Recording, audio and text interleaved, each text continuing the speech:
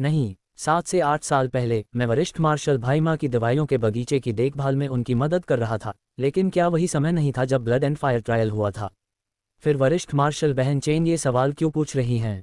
जायन ने शांति से अपना सिर उठाते हुए जवाब दिया, चेहरे पर जिज्ञासा की परिपूर्ण अभिव्यक्ति लिए हुए। चेन कियाओकिन का रंग तुरंत फीका पड़ गया और वह अपने लाल होठों को काटते हुए थोड़ी देर के लिए सख्ती से बोली, नहीं। पर मुझे याद है कि उस साल कनिष्ठ मार्शल भाई जायन बाहर गए थे और समय लगभग पूरी तरह मेल खाता है।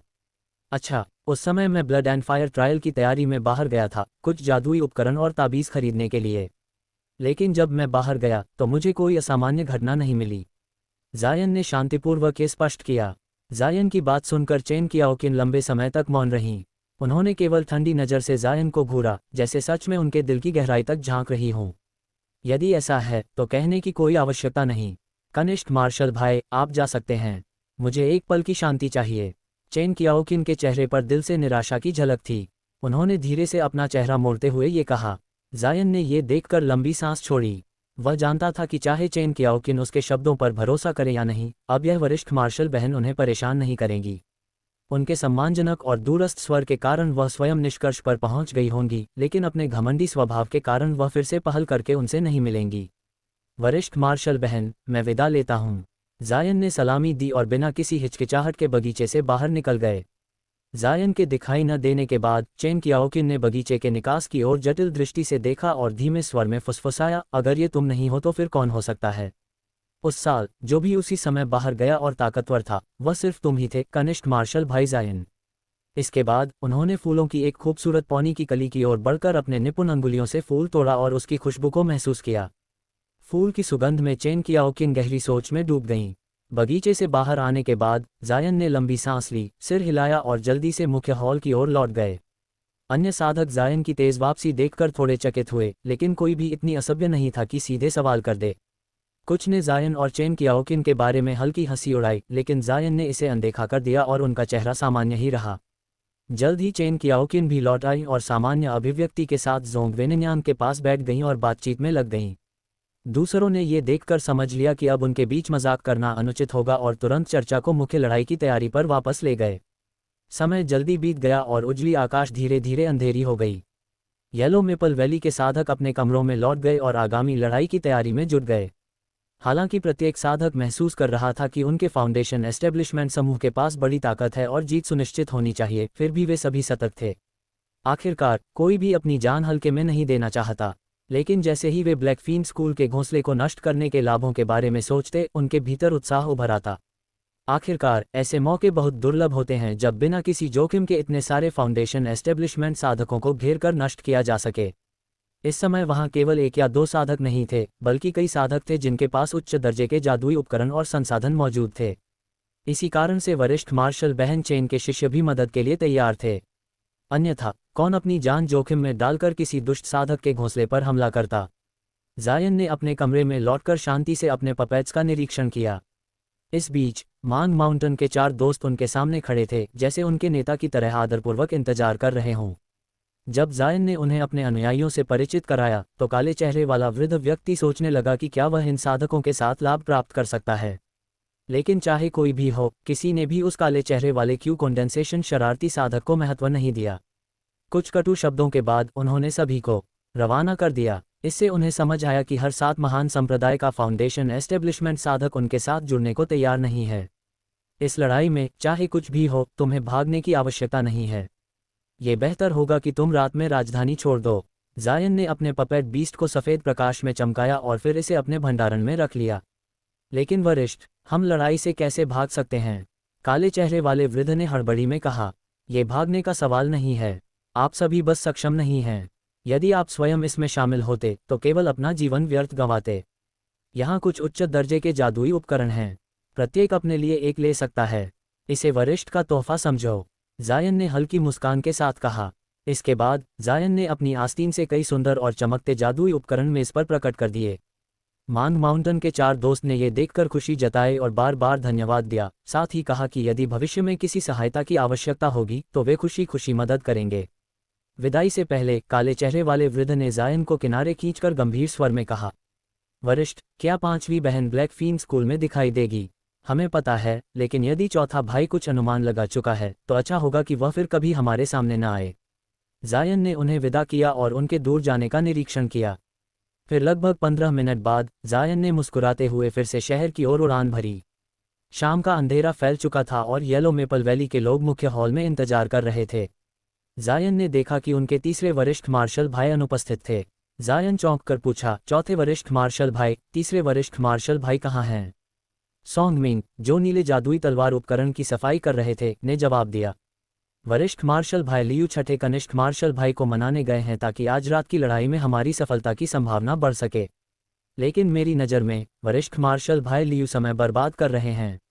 यदि वह कनिष्ठ मार्शल भाई वू जायन मदद करना चाहते तो वह पहले ही नहीं गए होते। जायन ने भौहें चढ़ाए और जैसे ही और सवाल पूछने ही वाले थे, लियू जिंग अजीब अभिव्यक्ति के साथ लौट आए। कनिष्ठ मार्शल भाई लियू, क्या आपका कनिष्ठ मार्शल भाई वो अभी भी नहीं आया?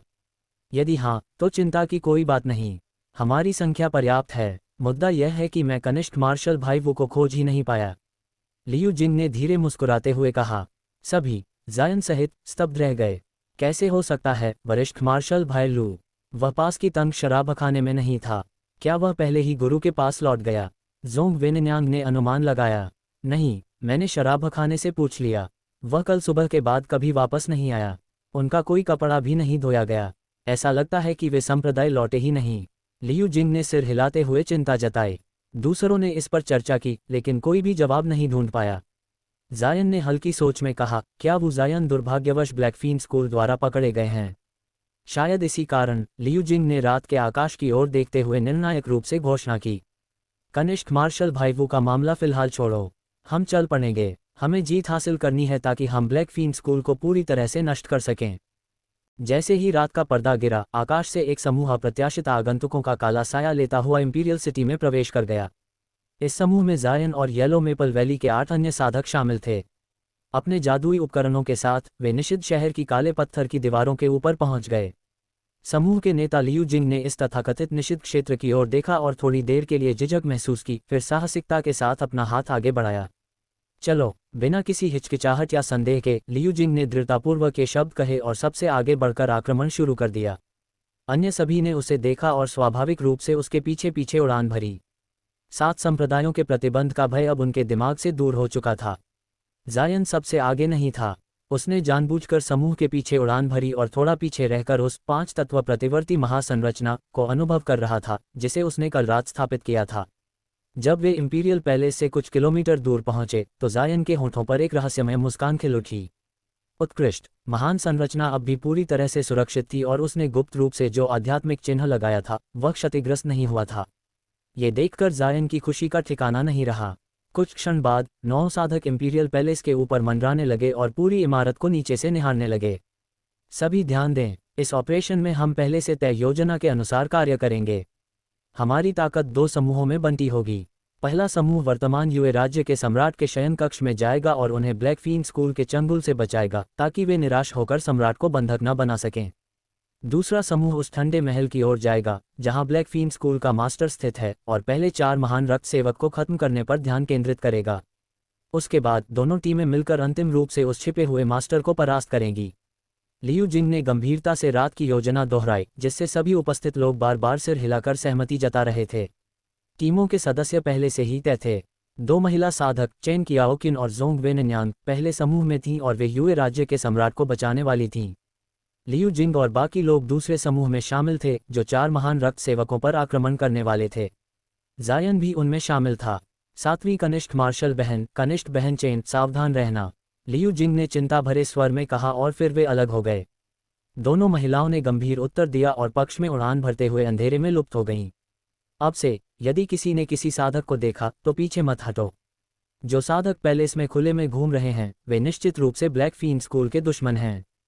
हम शुरू करते हैं। हमें अपने 2 कनिष्ठ मार्शल बहनों के लिए अवसर बनाना है। जायन और बाकी सभी उनके पीछे चल पड़े। कुछ क्षण बाद 7 लोग गर्व और दबंगई के साथ आकाश से उतरे और तुरंत ठंडे महल की परिधि पर तैनात ब्लैकफीन स्कूल के शिष्यों द्वारा देख लिए गए। तेज सीटी की आवाज़ों के बीच हर दिशा से जादुई तकनीकें और उपकरण उन पर टूट पड़े।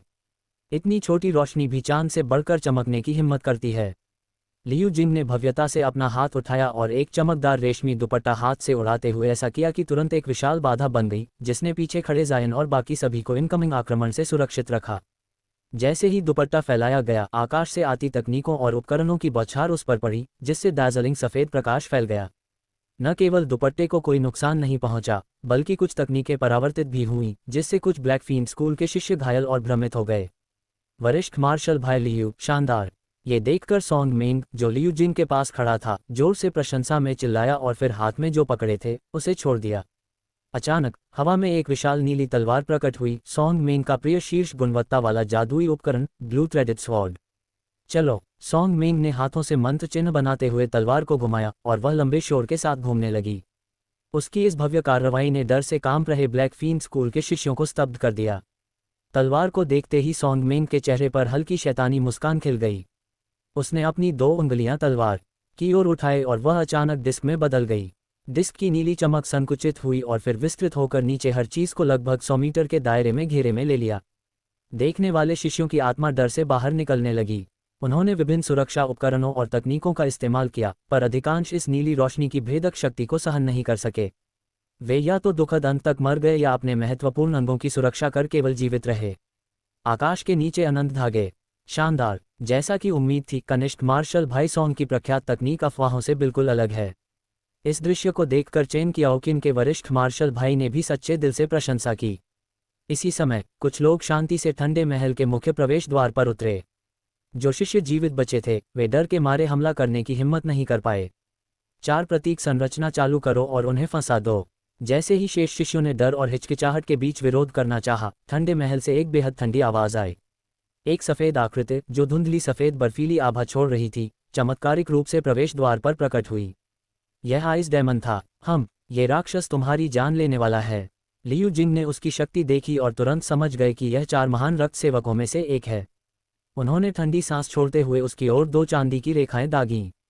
बाकी सभी ने अपनी जादुई तकनीकें चमकाईं, ये सोचकर कि अब वे मिलकर इस नवागंतुक शत्रु पर आक्रमण करेंगे। जायन ने भी अपनी 6 सुनहरी ब्लेड्स निकालकर हमला किया। यदि यह आक्रमण उस रक्त सेवक को मारने के लिए पर्याप्त होता, तो जायन इसे खुशी खुशी करता। लेकिन इससे पहले कि आक्रमण पहुंच पाता, दृश्य धुंधला हुआ और अचानक सबने देखा कि वे बर्फ और हिम के एक विशाल क्षेत्र में पहुंच गए थे। चारों ओर श्वेत विस्तार और हाड़ कंपाने वाली हवाएं थीं और भारी बर्फीले कण आकाश में भर गए थे। हालांकि लियू जिंग और बाकी लोग स्तब्ध थे, वे समझ गए कि यह 4 प्रतीक संरचना के कारण हुआ। थोड़े से भय के बाद सभी ने संयम बनाए रखा। हाँ, तुम्हारा साहस कमाल है। वास्तव में हमारे स्कूल के शिष्यों को चोट पहुंचाने की हिम्मत की। अब सुरक्षित रहो हमारे महान संरचना में। वह ठंडी आवाज हर दिशा से आती हुई प्रतीत हो रही थी। 4 प्रतीक संरचना। क्या यहाँ किसी को इस संरचना का ज्ञान है? हमें तुरंत बाहर निकलना चाहिए, नहीं तो 4 महान रक्त सेवक इकट्ठा हो जाएंगे और मुश्किल बढ़ जाएगी। लियू जिंग ने कहा, मैं थोड़ी बहुत संरचना की कला जानता हूं और इस 4 प्रतीक संरचना के बारे में सुना है, पर इसे तोड़ने की विधि का अध्ययन नहीं किया है। ये काफ़ी दुर्लभ संरचना है, इसलिए सामान्यतः इसका अध्ययन नहीं किया जाता। चेन कियाओकिन की वरिष्ठ बहन ने झिझकते हुए कहा, यह थोड़ा मुश्किल है। क्या हमें इसे तोड़ने के लिए जोर का इस्तेमाल करना पड़ेगा? लियू जिंग ने अपनी भौहें चढ़ाई। इस बीच एक उत्सुक आवाज़ उठी, अरे कनिष्ठ मार्शल भाई जायन, आप क्या कर रहे हैं? सॉन्ग मेंग ने संरचना के नियम नहीं समझे थे और जायन के क्रिस्टल बॉल जादुई उपकरण की ओर देखा, जिसे वह अपने नेत्रों के सामने रखकर एक विशेष दिशा की ओर देख रहे थे। जायन ने साधारण अभिव्यक्ति में क्रिस्टल बॉल नीचे रखी और कहा, मुझे शायद इस संरचना में एक कमी मिल गई है। क्या आपने कमजोरी ढूंढ ली? जायन के शब्द सुनकर सभी के चेहरे पर प्रसन्नता की झलक आई। लियू जिंग विशेष रूप से बहुत खुश हुए। जैसे ही रात का पर्दा गिरा, आकाश से एक समूह अप्रत्याशित आगंतुकों का काला साया लेता हुआ इंपीरियल सिटी में प्रवेश कर गया। इस समूह में जायन और येलो मेपल वैली के 8 अन्य साधक शामिल थे। अपने जादुई उपकरणों के साथ वे निषिद्ध शहर की काले पत्थर की दीवारों के ऊपर पहुंच गए। समूह के नेता लियू जिंग ने इस तथाकथित निषिद्ध क्षेत्र की ओर देखा और थोड़ी देर के लिए झिझक महसूस की, फिर साहसिकता के साथ अपना हाथ आगे बढ़ाया। चलो! बिना किसी हिचकिचाहट या संदेह के लियू जिंग ने दृढ़तापूर्वक ये शब्द कहे और सबसे आगे बढ़कर आक्रमण शुरू कर दिया। अन्य सभी ने उसे देखा और स्वाभाविक रूप से उसके पीछे पीछे उड़ान भरी। 7 संप्रदायों के प्रतिबंध का भय अब उनके दिमाग से दूर हो चुका था। जायन सबसे आगे नहीं था। उसने जानबूझकर समूह के पीछे उड़ान भरी और थोड़ा पीछे रहकर उस 5 तत्व प्रतिवर्ती महासंरचना को अनुभव कर रहा था, जिसे उसने कल रात स्थापित किया था। जब वे इंपीरियल पैलेस से कुछ किलोमीटर दूर पहुंचे तो जायन के होठों पर एक रहस्यमय मुस्कान खिल उठी। उत्कृष्ट महान संरचना अब भी पूरी तरह से सुरक्षित थी और उसने गुप्त रूप से जो आध्यात्मिक चिन्ह लगाया था वह क्षतिग्रस्त नहीं हुआ था। ये देखकर जायन की खुशी का ठिकाना नहीं रहा। कुछ क्षण बाद 9 साधक इंपीरियल पैलेस के ऊपर मंडराने लगे और पूरी इमारत को नीचे से निहारने लगे। सभी ध्यान दें, इस ऑपरेशन में हम पहले से तय योजना के अनुसार कार्य करेंगे। हमारी ताकत 2 समूहों में बंटी होगी। पहला समूह वर्तमान यूए राज्य के सम्राट के शयन कक्ष में जाएगा और उन्हें ब्लैकफीन स्कूल के चंगुल से बचाएगा ताकि वे निराश होकर सम्राट को बंधक न बना सकें। दूसरा समूह उस ठंडे महल की ओर जाएगा जहां ब्लैकफीन स्कूल का मास्टर स्थित है और पहले 4 महान रक्त सेवक को खत्म करने पर ध्यान केंद्रित करेगा। उसके बाद दोनों टीमें मिलकर अंतिम रूप से उस छिपे हुए मास्टर को परास्त करेंगी। लियू जिंग ने गंभीरता से रात की योजना दोहराई जिससे सभी उपस्थित लोग बार बार सिर हिलाकर सहमति जता रहे थे। टीमों के सदस्य पहले से ही तय थे। 2 महिला साधक चेन कियाओकिन और जोंग वेनन्यांग पहले समूह में थीं और वे यूए राज्य के सम्राट को बचाने वाली थीं। लियू जिंग और बाकी लोग दूसरे समूह में शामिल थे जो 4 महान रक्त सेवकों पर आक्रमण करने वाले थे। जायन भी उनमें शामिल था। 7वीं कनिष्ठ मार्शल बहन कनिष्ठ बहन चेन, सावधान रहना, लियू जिंग ने चिंता भरे स्वर में कहा और फिर वे अलग हो गए। दोनों महिलाओं ने गंभीर उत्तर दिया और पक्ष में उड़ान भरते हुए अंधेरे में लुप्त हो गईं। अब से यदि किसी ने किसी साधक को देखा तो पीछे मत हटो। जो साधक पैलेस में खुले में घूम रहे हैं वे निश्चित रूप से ब्लैकफीन स्कूल के दुश्मन हैं। हम शुरू करते हैं। हमें अपने 2 कनिष्ठ मार्शल बहनों के लिए अवसर बनाना है। जायन और बाकी सभी उनके पीछे चल पड़े। कुछ क्षण बाद 7 लोग गर्व और दबंगई के साथ आकाश से उतरे और तुरंत ठंडे महल की परिधि पर तैनात ब्लैकफीन स्कूल के शिष्यों द्वारा देख लिए गए। तेज सीटी की आवाज़ों के बीच हर दिशा से जादुई तकनीकें और उपकरण उन पर टूट पड़े। इतनी छोटी रोशनी भी चांद से बढ़कर चमकने की हिम्मत करती है। लियू जिंग ने भव्यता से अपना हाथ उठाया और एक चमकदार रेशमी दुपट्टा हाथ से उड़ाते हुए ऐसा किया कि तुरंत एक विशाल बाधा बन गई जिसने पीछे खड़े जायन और बाकी सभी को इनकमिंग आक्रमण से सुरक्षित रखा। जैसे ही दुपट्टा फैलाया गया आकाश से आती तकनीकों और उपकरणों की बौछार उस पर पड़ी जिससे दार्जिलिंग सफ़ेद प्रकाश फैल गया। न केवल दुपट्टे को कोई नुकसान नहीं पहुंचा बल्कि कुछ तकनीकें परावर्तित भी हुईं जिससे कुछ ब्लैकफीन स्कूल के शिष्य घायल और भ्रमित हो गए। वरिष्ठ मार्शल भाई लियू, शानदार। ये देखकर सॉन्ग मेंग जो लियू जिंग के पास खड़ा था जोर से प्रशंसा में चिल्लाया और फिर हाथ में जो पकड़े थे उसे छोड़ दिया। अचानक हवा में एक विशाल नीली तलवार प्रकट हुई, सॉन्ग मेंग का प्रिय शीर्ष गुणवत्ता वाला जादुई उपकरण ब्लू थ्रेडेड स्वॉर्ड। चलो, सॉन्ग मेंग ने हाथों से मंत्र चिन्ह बनाते हुए तलवार को घुमाया और वह लंबे शोर के साथ घूमने लगी। उसकी इस भव्य कार्रवाई ने डर से कांप रहे ब्लैकफीन स्कूल के शिष्यों को स्तब्ध कर दिया। तलवार को देखते ही सॉन्ग मेंग के चेहरे पर हल्की शैतानी मुस्कान खिल गई। उसने अपनी 2 उंगलियां तलवार की ओर उठाई और वह अचानक डिस्क में बदल गई। डिस्क की नीली चमक संकुचित हुई और फिर विस्तृत होकर नीचे हर चीज को लगभग 100 मीटर के दायरे में घेरे में ले लिया। देखने वाले शिष्यों की आत्मा डर से बाहर निकलने लगी। उन्होंने विभिन्न सुरक्षा उपकरणों और तकनीकों का इस्तेमाल किया पर अधिकांश इस नीली रोशनी की भेदक शक्ति को सहन नहीं कर सके। वे या तो दुखद अंत तक मर गए या अपने महत्वपूर्ण अंगों की सुरक्षा कर केवल जीवित रहे। आकाश के नीचे अनंत धागे। शानदार। जैसा कि उम्मीद थी, कनिष्ठ मार्शल भाई सॉन्ग की प्रख्यात तकनीक अफवाहों से बिल्कुल अलग है। इस दृश्य को देखकर चेन कियाओकिन के वरिष्ठ मार्शल भाई ने भी सच्चे दिल से प्रशंसा की। इसी समय कुछ लोग शांति से ठंडे महल के मुख्य प्रवेश द्वार पर उतरे। जो शिष्य जीवित बचे थे वे डर के मारे हमला करने की हिम्मत नहीं कर पाए। 4 प्रतीक संरचना चालू करो और उन्हें फंसा दो। जैसे ही शेष शिष्यों ने डर और हिचकिचाहट के बीच विरोध करना चाहा, ठंडे महल से एक बेहद ठंडी आवाज आई। एक सफ़ेद आकृति जो धुंधली सफ़ेद बर्फीली आभा छोड़ रही थी चमत्कारिक रूप से प्रवेश द्वार पर प्रकट हुई। यह आइस डेमन था। ये राक्षस तुम्हारी जान लेने वाला है। लियू जिंग ने उसकी शक्ति देखी और तुरंत समझ गए कि यह 4 महान रक्त सेवकों में से एक है। उन्होंने ठंडी सांस छोड़ते हुए उसकी ओर 2 चांदी की रेखाएं दागीं।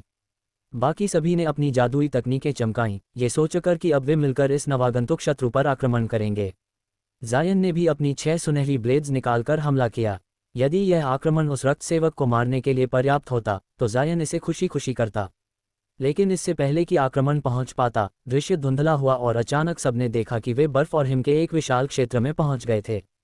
चारों ओर श्वेत विस्तार और हाड़ कंपाने वाली हवाएं थीं और भारी बर्फीले कण आकाश में भर गए थे। हालांकि लियू जिंग और बाकी लोग स्तब्ध थे, वे समझ गए कि यह 4 प्रतीक संरचना के कारण हुआ। थोड़े से भय के बाद सभी ने संयम बनाए रखा। हाँ, तुम्हारा साहस कमाल है। वास्तव में हमारे स्कूल के शिष्यों को चोट पहुंचाने की हिम्मत की। अब सुरक्षित रहो हमारे महान संरचना में। वह ठंडी आवाज़ हर दिशा से आती हुई प्रतीत हो रही थी। 4 प्रतीक संरचना। क्या यहाँ किसी को इस संरचना का ज्ञान है? हमें तुरंत बाहर निकलना चाहिए, नहीं तो 4 महान रक्त सेवक इकट्ठा हो जाएंगे और मुश्किल बढ़ जाएगी। लियू जिंग ने कहा, मैं थोड़ी बहुत संरचना की कला जानता हूँ और इस 4 प्रतीक संरचना के बारे में सुना है, पर इसे तोड़ने की विधि का अध्ययन नहीं किया है। ये काफ़ी दुर्लभ संरचना है, इसलिए सामान्यतः इसका अध्ययन नहीं किया जाता। चेन कियाओकिन की वरिष्ठ बहन ने झिझकते हुए कहा, यह थोड़ा मुश्किल है, क्या हमें इसे तोड़ने के लिए जोर का इस्तेमाल करना पड़ेगा? लियू जिंग ने अपनी भौहें चढ़ाई। इस बीच एक उत्सुक आवाज़ उठी, अरे कनिष्ठ मार्शल भाई जायन, आप क्या कर रहे हैं? सॉन्ग मिंग ने संरचना के नियम नहीं समझे थे और जायन के क्रिस्टल बॉल जादुई उपकरण की ओर देखा, जिसे वह अपने नेत्रों के सामने रखकर एक विशेष दिशा की ओर देख रहे थे। जायन ने साधारण अभिव्यक्ति में क्रिस्टल बॉल नीचे रखी और कहा, मुझे शायद इस संरचना में एक कमी मिल गई है। क्या आपने कमजोरी ढूंढ ली? जायन के शब्द सुनकर सभी के चेहरे पर प्रसन्नता की झलक आई। लियू जिंग विशेष रूप से बहुत खुश हुए। मैं इसके बारे में इतना निश्चित नहीं हूँ, जायन ने ठंडी तिरछी हंसी के साथ कहा। फिर जायन ने अपने हाथों से मंत्र चिन्ह बनाए और उनके द्वारा नियंत्रित सभी जादुई उपकरण, जो नील आभा अवरोध पर हमला कर रहे थे, जोर जोर से चीखते हुए आकाश की ओर उड़े और एकजुट होकर एक रूप में परिवर्तित हो गए। ये दृश्य देखकर गुरु शांत देव स्तब्ध रह गए, क्योंकि उन्हें समझ नहीं आया कि जायन क्या करने वाला था।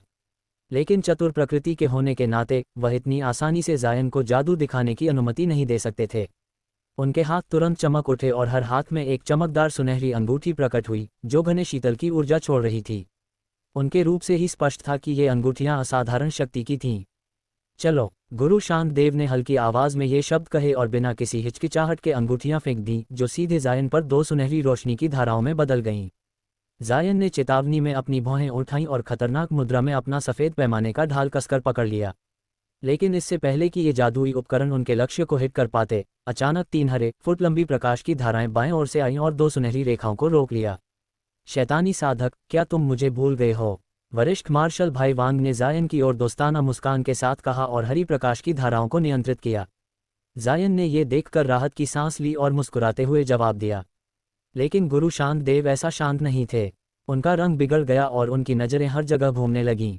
कुछ ही देर में वह अपनी बुद्धि की सीमा तक पहुंच गए। आखिरकार एक ही समय में नीलंबर सच्चा अवरोध और गोल्डलॉक अंगूठियां को नियंत्रित करना लगभग उनकी सारी आध्यात्मिक शक्ति का उपयोग कर रहा था। वह जायन नहीं थे, जिन्होंने महाविकास तकनीक सीख रखी थी और इतने जादुई उपकरणों को सहजता से नियंत्रित कर सकते थे। हालांकि उनके पास कुछ अत्यंत तीक्ष्ण जादुई उपकरण थे, लेकिन उनका उपयोग करना खतरनाक था। अपनी पूरी आध्यात्मिक शक्ति का इस्तेमाल करना बेहद जोखिम भरा था, क्योंकि इससे साधक अपने आसपास की परिस्थितियों पर ध्यान नहीं दे पाते। साथ ही किसी साधक द्वारा एक ही समय में 10 से अधिक जादुई उपकरणों को नियंत्रित करना बेहद दुर्लभ था। जायन इस क्षमता का लाभ इसलिए उठा पा रहे थे क्योंकि उनके उपकरण सेट में बने थे और केवल 3 उपकरणों के बराबर शक्ति का उपयोग करते थे। अगर 10 अलग अलग उच्च गुणवत्ता वाले उपकरण होते, तो चाहे जायन की आध्यात्मिक शक्ति सक्षम हो, वह पर्याप्त जादुई ऊर्जा प्रदान नहीं कर पाते। लगभग 5 उपकरणों का समर्थन ही उनकी सीमा थी। इसलिए जायन पूर्ण सेट उपकरणों का उपयोग करना पसंद करते थे, क्योंकि इससे महाविकास तकनीक की पूरी शक्ति दिखाई देती थी। जहां तक गोल्डन बीटल स्वॉर्म ब्लेड्स के 8 बच्चों की ब्लेड्स को नियंत्रित करने का सवाल था, ये सीधे नियंत्रण की वजह से नहीं था। उन्होंने इसे पूरी तरह अपनी हाथ में मौजूद मदर ब्लेड के माध्यम से नियंत्रित किया। इसकी शक्ति और लचीलापन पहले से बिल्कुल अलग और असाधारण था। जब गुरु शांत देव इस बात पर हिचकिचा रहे थे कि क्या करना चाहिए, जायन ने अपनी तकनीक पूरी कर ली।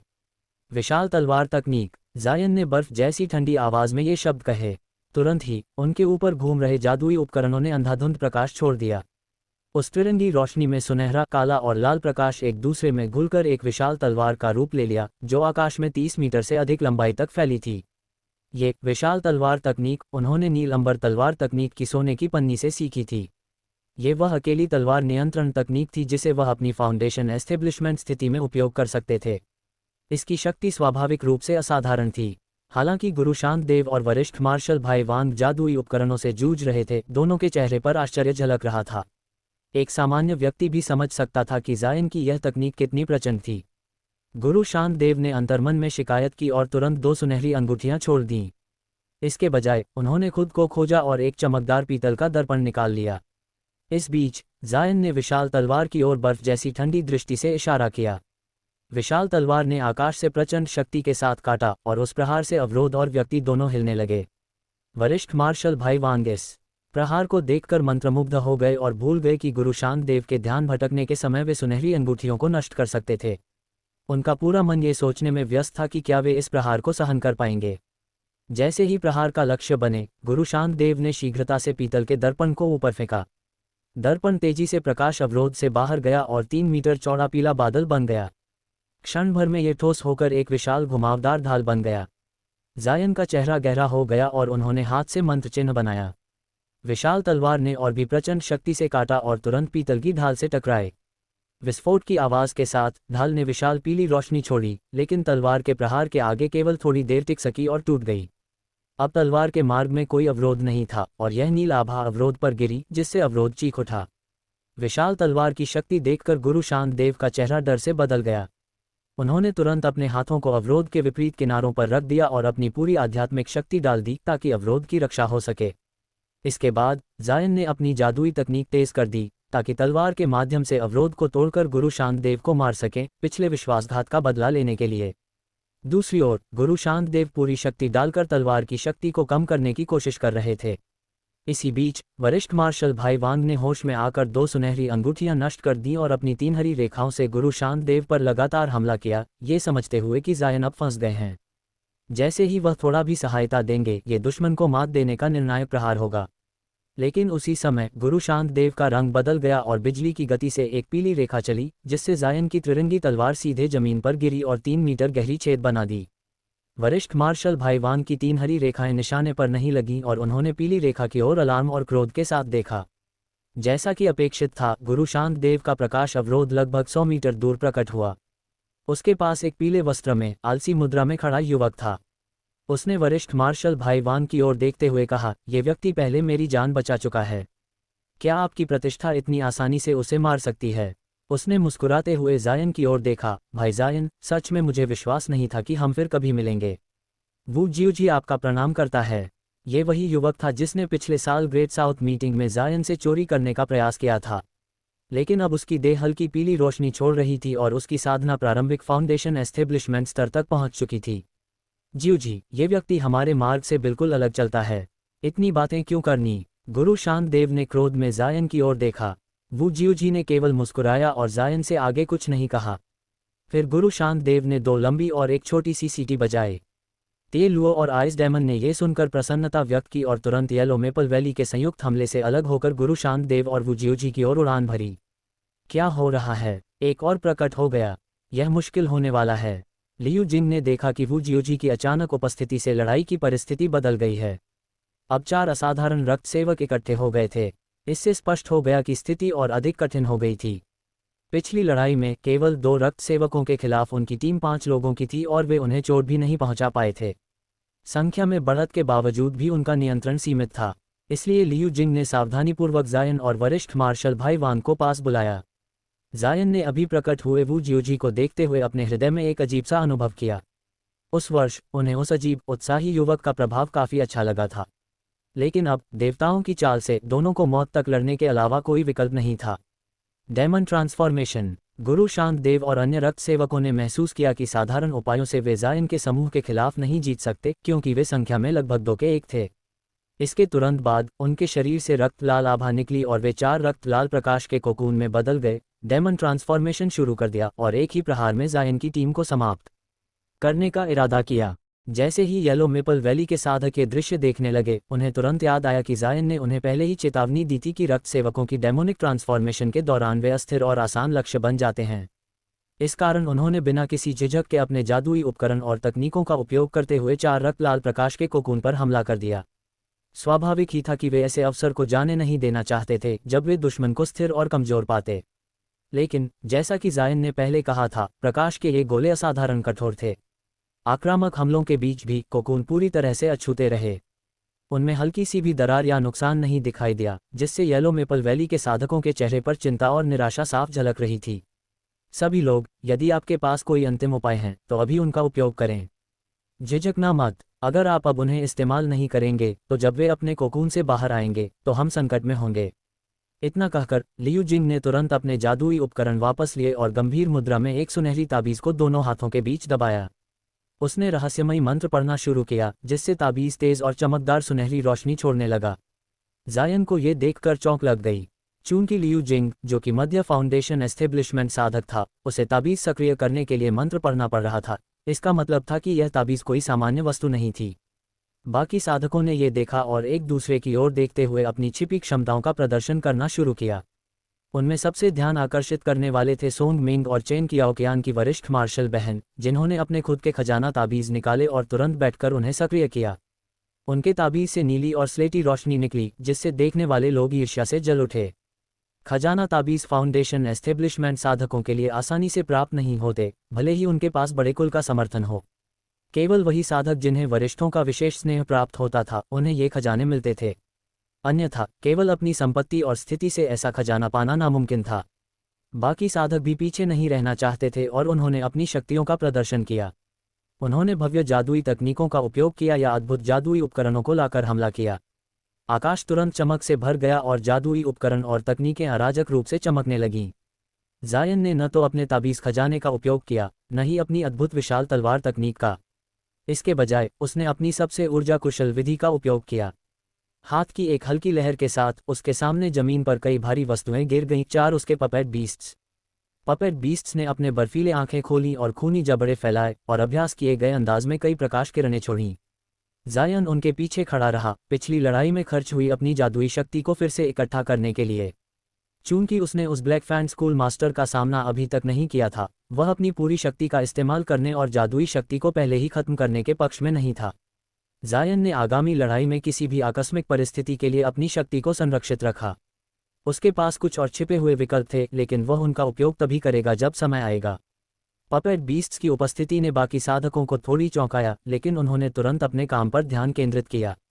आखिरकार किसी की तकनीक और जादुई कला उसके अपने रहस्य थे। कोई इतना असभ्य नहीं होता कि इसके बारे में पूछे। जो लोग पपेट तकनीक की उत्पत्ति जानते थे, उन्होंने माना कि जायन ने इसे ली हवायुवान से प्राप्त किया था। एक कोर फाउंडेशन साधक के रूप में ये कल्पना करना कठिन नहीं था कि उसने कई थाउजेंड बंबू स्कूल के साधकों को मारकर उनकी कुछ जादुई कला अपने साथ ले ली। इसलिए बाकी साधक केवल जायन के पपेट बीस्ट्स को देखकर जिज्ञासु हुए। इस बीच लियू जिंग का सुनहरी ताबीज़ पूरी तरह सक्रिय हो गया।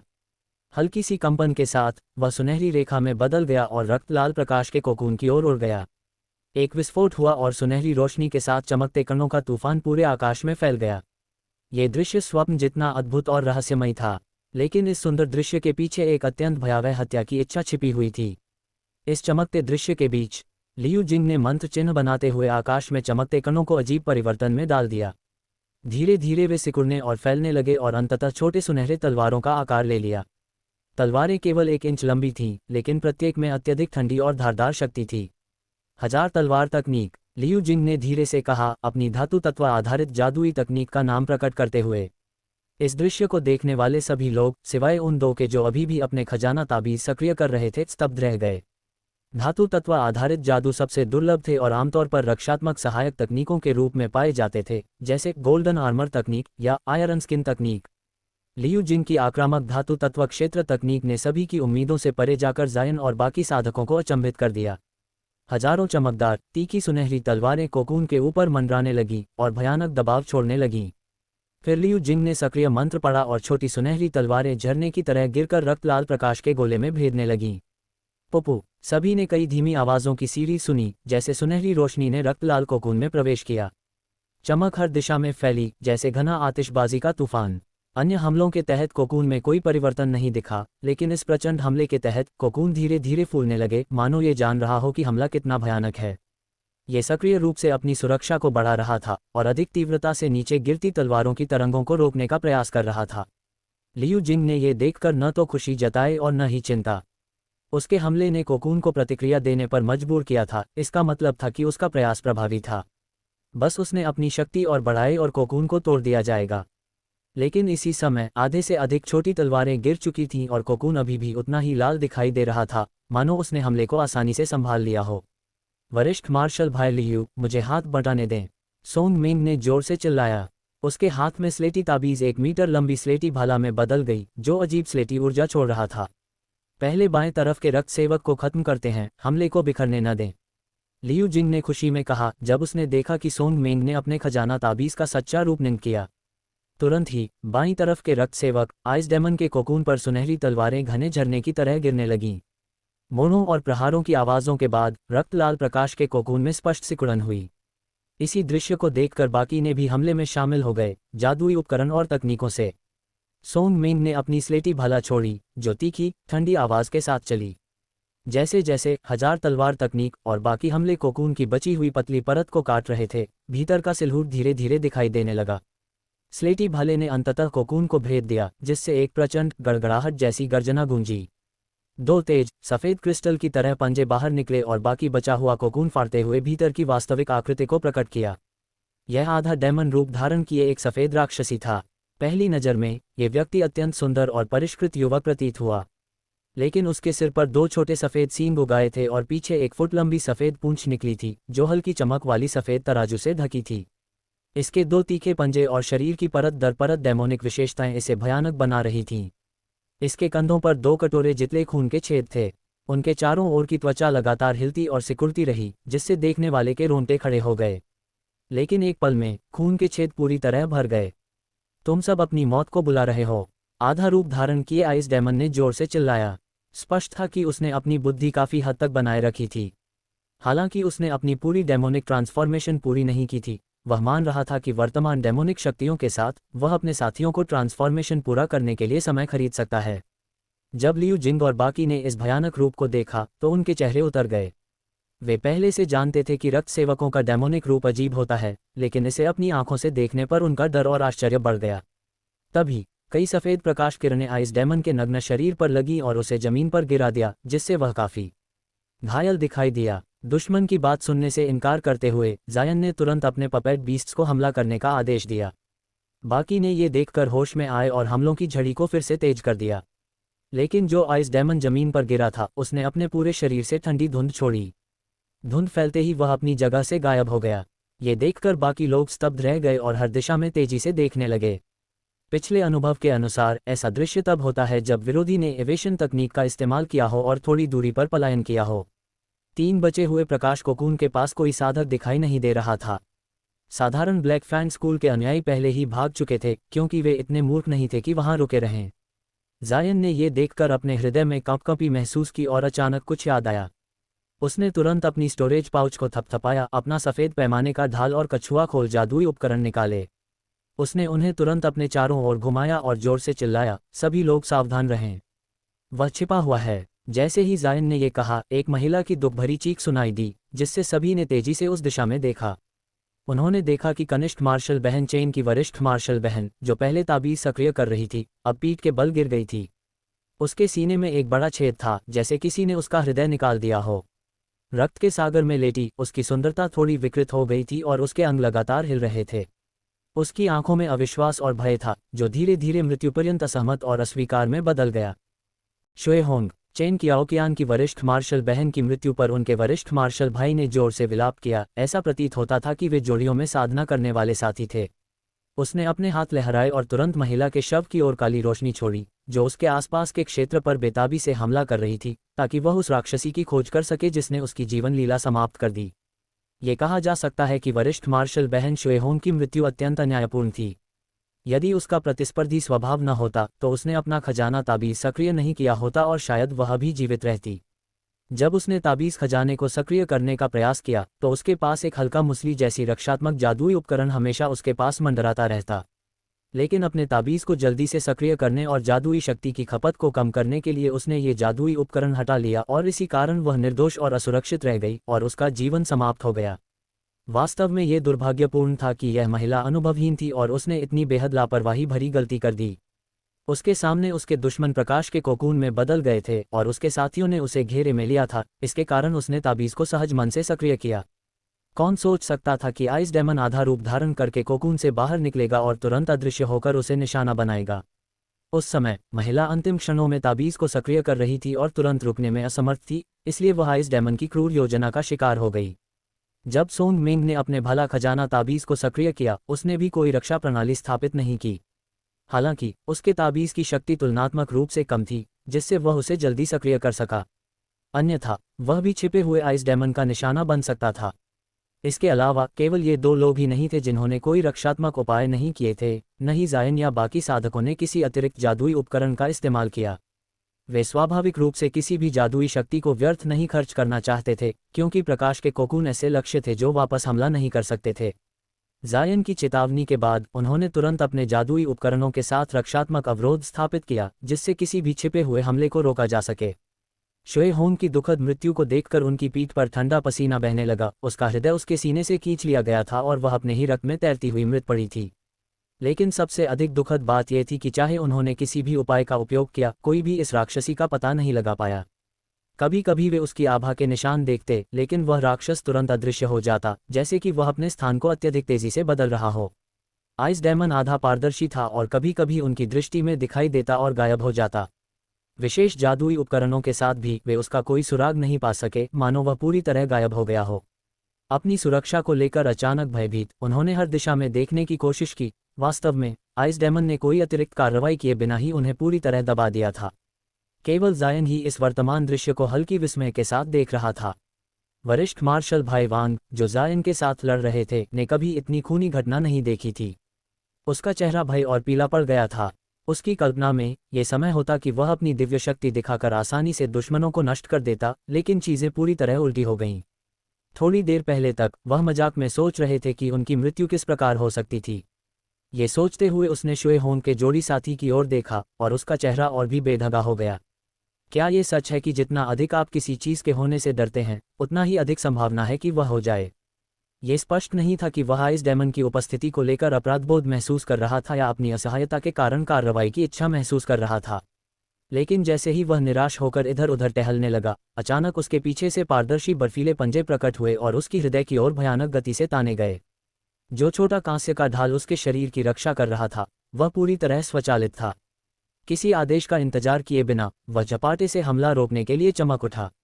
डांग। हालांकि तेज बर्फ जैसी पंजों को छोटे कांस्य ढाल ने रोका, वह तुरंत मोटी बर्फ की परत में जम गया और भले ही जमीन पर गिरा, कुछ समय के लिए अप्रभावी हो गया। इस क्षण वरिष्ठ मार्शल भाई वांग ने देखा कि उसके पीछे क्या आश्चर्यजनक घटना घट रही है और उसके चेहरे से खून पिघल गया। वह बेहोशी में इधर उधर देखता रहा, मानसिक रूप से भयभीत हो गया। जब उसने देखा कि पीछे कुछ नहीं है, तो वह थोड़ी देर हिचकिचाया और छोटे कांस्य ढाल को उठाने के लिए झुका। वह इसे फिर से उपयोग करने योग्य बनाने के लिए पिघलाना चाहता था। जल्दी बचो! निकटस्थ लियू जिंग ने उसकी क्रियाओं को देखकर जोर से चेतावनी दी। हाँ, लेकिन जब उसने समझा कि उसकी सुरक्षा की जल अवरोध प्रणाली चटक गई और उसकी पीठ में ठंडी हवा बह रही थी। धत्तेरी! लगभग एक ही समय में वरिष्ठ मार्शल भाई वांग ने महसूस किया कि क्या होने वाला है। आइस डेमन ने पहले ही अपनी छिपाई स्थिति छोड़ दी और घातक प्रहार करने के लिए तैयार हो गया। इस समय वरिष्ठ मार्शल भाई वांग का मन खाली हो गया। केवल शुए होंग की दुखद मृत्यु का दृश्य उसके मस्तिष्क में था।